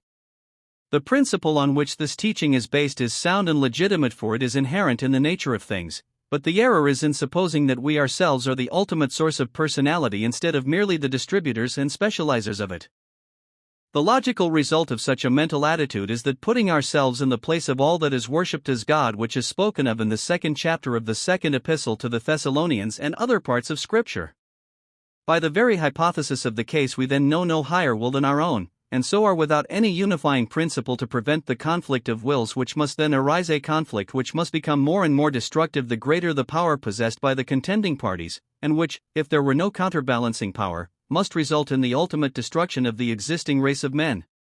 But there is a counterbalancing power. It is the very same power used affirmatively instead of negatively. It is the power of the personal with the impersonal when used under the guidance of that unifying principle which the recognition of the oneness of the personal quality in the divine spirit supplies. Those who are using the creative power of thought only from the standpoint of individual personality have obviously less power than those who are using it from the standpoint of the personality inherent in the living spirit, which is the source and fountain of all energy and substance, and therefore in the end the victory must remain with these latter. And because the power by which they conquer is that of the unifying personality itself, their victory must result in the establishment of peace and happiness throughout the world, and is not a power of domination but of helpfulness and enlightenment. The choice is between these two mottos, each for himself and devil take the hindmost, or God for us all. In proportion, therefore, as we realize the immense forces dormant in the impersonal soul of nature, only awaiting the introduction of the personal factor to wake them up into activity and direct them to specific purposes, the wider we shall find the scope of the powers within the reach of man, and the more clearly we perceive the impersonalness of the very principle of personality itself, the clearer our own proper position as affording the differentiating medium between these two infinitudes will become to us. The impersonalness of the principle of personality looks like a contradiction in terms, but it is not. I combine these two seemingly contradictory terms as the best way to convey to the reader the idea of the essential quality of personality not yet differentiated into individual centers of consciousness for the doing of particular work. Looked at in this way, the infinite of personality must have unity of purpose for its foundation, for otherwise it would consist of conflicting personalities, in which case we have not yet reached the one all-originating cause. Or to put it in another way, an infinite personality divided against itself would be an infinite insanity, a creator of a cosmic bedlam which, as a scientific fact, would be impossible of existence. Therefore, the conception of an infinite of personality necessarily implies a perpetual unity of purpose, and for the same reason this purpose can only be the fuller and fuller expression of an infinite unity of consciousness, and unity of consciousness necessarily implies the entire absence of all that would impair it, and therefore its expression can only be as universal harmony. If, then, the individual realizes this true nature of the source from which his own consciousness of personality is derived, his ideas and work will be based upon this foundation, with the result that as between ourselves peace and goodwill towards men must accompany this mode of thought, and as between us and the strictly impersonal soul of nature our increasing knowledge in that direction would mean increasing power for carrying out our principle of peace and goodwill. As this perception of our relation to the Spirit of God and the soul of nature spreads from individual to individual, so the kingdom of God will grow, and its universal recognition would be the establishing of the kingdom of heaven on earth. Perhaps the reader will ask why I say the soul of nature instead of saying the material universe. The reason is that in using our creative power of thought we do not operate directly upon material elements to do that is the work of construction from without and not of creation from within. The whole tendency of modern physical science is to reduce all matter in the final analysis to energy working in a primary ether. Whence this energy and this ether proceed is not the subject of physical analysis. That is a question which cannot be answered by means of the vacuum tube or the spectroscope. Physical science is doing its legitimate work in pushing further and further back the unanalyzable residuum of nature, but, however far back, an ultimate unanalyzable residuum there must always be, and when physical science brings us to this point it hands us over to the guidance of psychological investigation, just as in the Divina Commedia Virgil transfers Dante to the guidance of Beatrice for the study of the higher realms. Various rates of rapidity of motion in this primary ether, producing various numerical combinations of positively and negatively electrified particles, result in the formation of what we know as the different chemical elements, and thus explains the phenomena of their combining quantities, the law by which they join together to form new substances only in certain exact numerical ratios. From the first movement in the primary ether to solid substances, such as wood or iron or our own flesh, is thus a series of vibrations in a succession of mediums, each denser than the preceding one, out of which it was concreted and from which it receives the vibratory impulse. This is in effect what physical science has to tell us. But to get further back we must look into the world of the invisible, and it is here that psychological study comes to our aid. We cannot, however, study the invisible side of nature by working from the outside, and so at this point of our studies we find the use of the time-honored teaching regarding the parallelism between the macrocosm and the microcosm. If the microcosm is the reproduction in ourselves of the same principles as exist in the macrocosm or universe in which we have our being, then by investigating ourselves we shall learn the nature of the corresponding invisible principles in our environment. Here, then, is the application of the dictum of the ancient philosophy, know thyself. It means that the only place where we can study the principles of the invisible side of nature is in ourselves, and when we know them there we can transfer them to the larger world around us. In the concluding chapters of my Edinburgh lectures on mental science, I have outlined the way in which the soul or mind operates upon the physical instrument of its expression, and it resolves itself into this: that the mental action inaugurates a series of vibrations in the etheric body which, in their turn, induce corresponding grosser vibrations in the molecular substance until finally mechanical action is produced on the outside. Now, transferring this idea to nature as a whole, we shall see that if our mental action is to affect it in any way, it can only be by the response of something at the back of material substance analogous to mind in ourselves, and that there is such a something interior to the merely material side of nature is proved by what we may call the law of tendency, not only in animals and plants, but even in inorganic substances, as shown for instance in Professor Bose's work on the response of metals. The universal presence of this law of tendency therefore indicates the working of some non-material and, so to say, semi-intelligent power in the material world, a power which works perfectly accurately on its own lines so far as it goes, that is to say in a generic manner, but which does not possess that personal power of individual selection which is necessary to bring out the infinite possibilities hidden in it. This is what is meant by the soul of nature, and it is for this reason I employ the term instead of saying the material universe. Which term to employ all depends on the mode of action we are contemplating. If it is construction from without, then we are dealing with the purely material universe. If we are seeking to bring about results by the exercise of our mental power from within, then we are dealing with the soul of nature. It is that control of the lower degree of intelligence by the higher of which I have spoken in my Edinburgh lectures.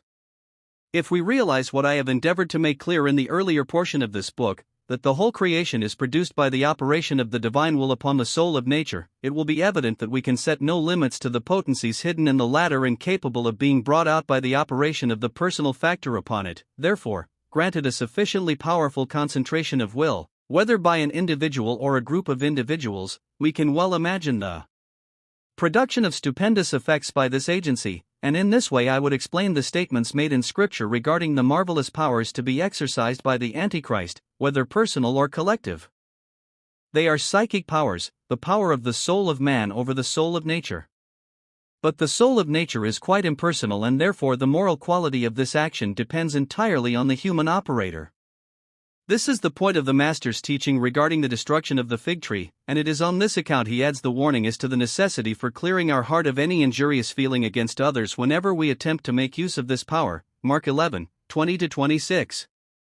According to his teaching, then, this power of controlling the soul of nature by the addition of our own personal factor, however little we may be able to recognize it as yet, actually exists. Its employment depends on our perception of the inner principles common to both, and it is for this reason the ancient wisdom was summed up in the aphorism, know thyself. No doubt it is a wonderful knowledge, but on analysis it will be found to be perfectly natural. It is the knowledge of the cryptic forces of nature. Now it is remarkable that this ancient maxim inscribed over the portals of the Temple of Delphi is not to be found in the Bible. The Bible maxim is not know thyself but know the Lord. The great subject of knowledge is not ourself but the Lord, and herein is the great difference between the two teachings. The one is limited by human personality, the other is based on the infinitude of the divine personality, and because of this it includes human personality with all its powers over the soul of nature. It is a case of the greater including the less, and so the whole teaching of Scripture is directed to bringing us into the recognition of that divine personality which is the great original in whose image and likeness we are made. In proportion as we grow into the recognition of this, our own personality will explain, and the creative power of our thought will cease to work invertedly until at last it will work only on the same principles of life, love, and liberty as the divine mind, and so all evil will disappear from our world. We shall not, as some systems teach, be absorbed into deity to the extinction of our individual consciousness, but on the contrary our individual consciousness will continually expand, which is what St. Paul means when he speaks of our increasing with the increase of God, the continual expanding of the divine element within us. But this can only take place by our recognition of ourselves as receivers of this divine element. It is receiving into ourselves of the divine personality, a result not to be reached through human reasoning. We reason from premises which we have assumed, and the conclusion is already involved in the premises and can never extend beyond them. But we can only select our premises from among things that we know by experience, whether mental or physical, and accordingly our reasoning is always merely a new placing of the old things. But the receiving of the divine personality into ourselves is an entirely new thing, and so cannot be reached by reasoning from old things. Hence, if this divine ultimate of the creative process is to be attained, it must be by the revelation of a new thing which will afford a new starting point for our thought, and this new starting point is given in the promise of the seed of the woman with which the Bible opens. Thenceforward this promise became the central germinating thought of those who based themselves upon it, thus constituting them a special race, until at last, when the necessary conditions had matured, the promised seed appeared in him, of whom it is written that he is the express image of God's person, Heb. 3, that is, the expression of that infinite divine personality of which I have spoken. No man hath seen God at any time or can see him, for the simple reason that infinitude cannot be the subject of vision. To become visible there must be individualization, and therefore when Philip said, "Show us the Father," Jesus replied, "He that hath seen me hath seen the Father." The Word must become flesh before St. John could say, "That which was from the beginning, which we have heard, which we have seen with our eyes, which we have looked upon, and our hands have handled, of the word of life." This is the new starting point for the true new thought, the new Adam of the new race, each of whom is a new center for the working of the divine Spirit. This is what Jesus meant when he said, "Except ye eat the flesh and drink the blood of the Son of Man, ye have no life in you. My flesh is meat indeed, and my blood is drink indeed." Such a contemplation of the divine personality in him as will cause a like receiving of the divine personality into individualization in ourselves. This is the great purpose of the creative process in the individual. It terminates the old series which began with birth after the flesh and inaugurates a new series by birth after the Spirit, a new life of infinite unfoldment with glorious possibilities beyond our highest conception. But all this is logically based upon our recognition of the personalness of God and of the relation of our individual personality to this eternal and infinite personality, and the result of this is worship, not an attempt to butter up the Almighty and get him into good temper, but the reverent contemplation of what this personality must be in itself, and when we see it to be that life, love, beauty, etc., of which I spoke at the beginning of this book, we shall learn to love him for what he is, and our prayer will be, "Give me more of thyself." If we realize the great truth that the kingdom of heaven is within us, that it is the kingdom of the innermost of our own being and of all creation, and if we realize that this innermost is the place of the originating power where time and space do not exist and therefore antecedent to all conditions, then we shall see the true meaning of worship. It is the perception of the innermost spirit as eternally subsisting independently of all conditioned manifestation, so that in the true worship our consciousness is removed from the outer sphere of existence to the innermost center of unconditioned being. There we find the eternal being of God pure and simple, and we stand reverently in this supreme presence, knowing that it is the source of our own being, and wrapped in the contemplation of this, the conditioned is seen to flow out from it. Perceiving this, the condition passes out of our consideration, for it is seen not to be the eternal reality. We have reached that level of consciousness where time and space remain no longer. Yet the reverence which the vision of this supreme center of all being cannot fail to inspire is coupled with a sense of feeling quite at home with it. This is because as the center of all being it is the center of our own being also. It is one with ourselves. It is recognizing itself from our own center of consciousness, so that here we have got back to that self-contemplation of spirit which is the first movement of the creating power, only now this self-contemplation is the action of the all-originating spirit upon itself from the center of our own consciousness. So this worship in the temple of the innermost is at once reverent adoration and familiar intercourse, not the familiarity that breeds contempt, but a familiarity producing love, because as it increases we see more clearly the true life of the Spirit as the continual interaction of love and beauty, and the Spirit's recognition of ourselves as an integral portion of its own life. This is not an unpractical dreamy speculation but has a very practical bearing. Death will someday cease to be, for the simple reason that life alone can be the enduring principle, but we have not yet reached this point in our evolution. Whether any in this generation will reach it I cannot say, but for the rank and file of us the death of the body seems to be by far the more probable event. Now what must this passing out of the body mean to us?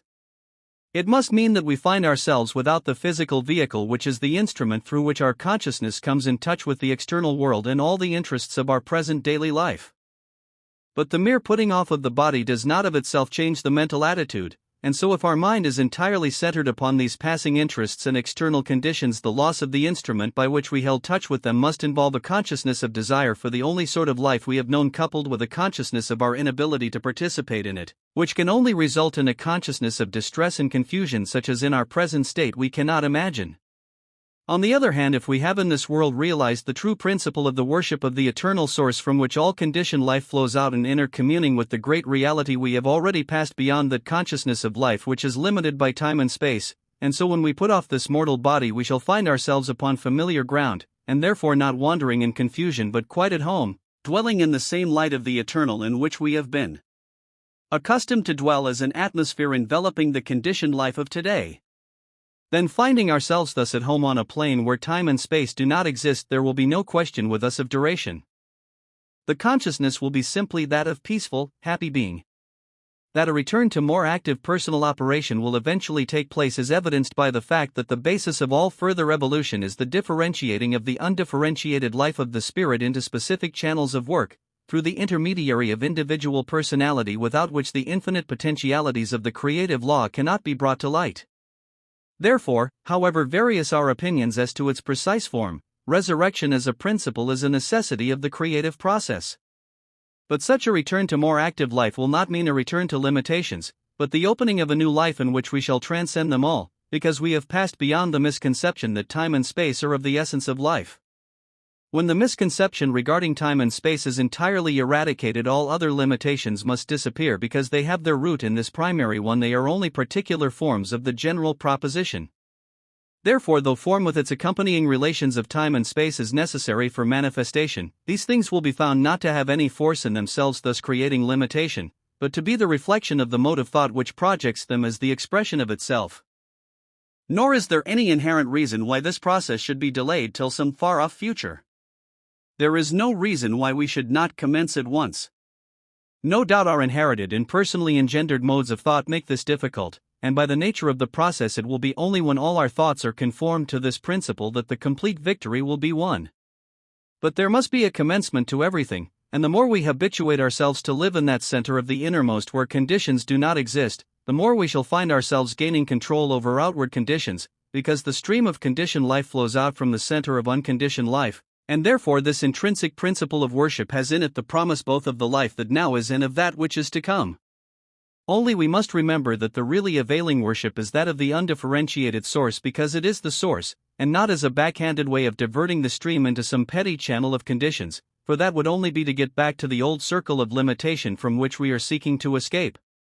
But if we realize these things, we have already laid hold of the principle of resurrection, and in point of principle we are already living the resurrection life. What progress we may make in it depends on our practical application of the principle, but simply as principle there is nothing in the principle itself to prevent its complete working at any moment. This is why Jesus did not refer resurrection to some remote point of time but said, "I am the resurrection and the life." No principle can carry in itself an opposite and limiting principle contradictory of its own nature, and this is as true of the principle of life as of any other principle. It is we who by our thought introduce an opposite and limiting principle and so hinder the working of the principle we are seeking to bring into operation, but so far as the principle of life itself is concerned there is in it no reason why it should not come into perfect manifestation here and now. This, then, is the true purpose of worship. It is to bring us into conscious and loving intercourse with the supreme source of our own being, and seeing this we shall not neglect the outward forms of worship. From what we now know they should mean more to us than to others and not less, and in especial if we realize the manifestation of the divine personality in Jesus Christ and its reproduction in man, we shall not neglect his last command to partake of that sacred memorial to his flesh and blood which he bequeathed to his followers with the words, "This do in remembrance of me." This holy rite is no superstitious human invention. There are many theories about it, and I do not wish to combat any of them, for in the end they all seem to me to bring us to the same point, that being cleansed from sin by the divine love we are now no longer separate from God but become partakers of the divine nature, 2 Peter 4. This partaking of the divine nature could not be more accurately represented than by our partaking of bread and wine as symbols of the divine substance and the divine life, thus made emblematic of the whole creative process from its beginning in the divine thought to its completion in the manifestation of that thought as perfected man, and so it brings vividly before us the remembrance of the personality of God taking form as the Son of Man.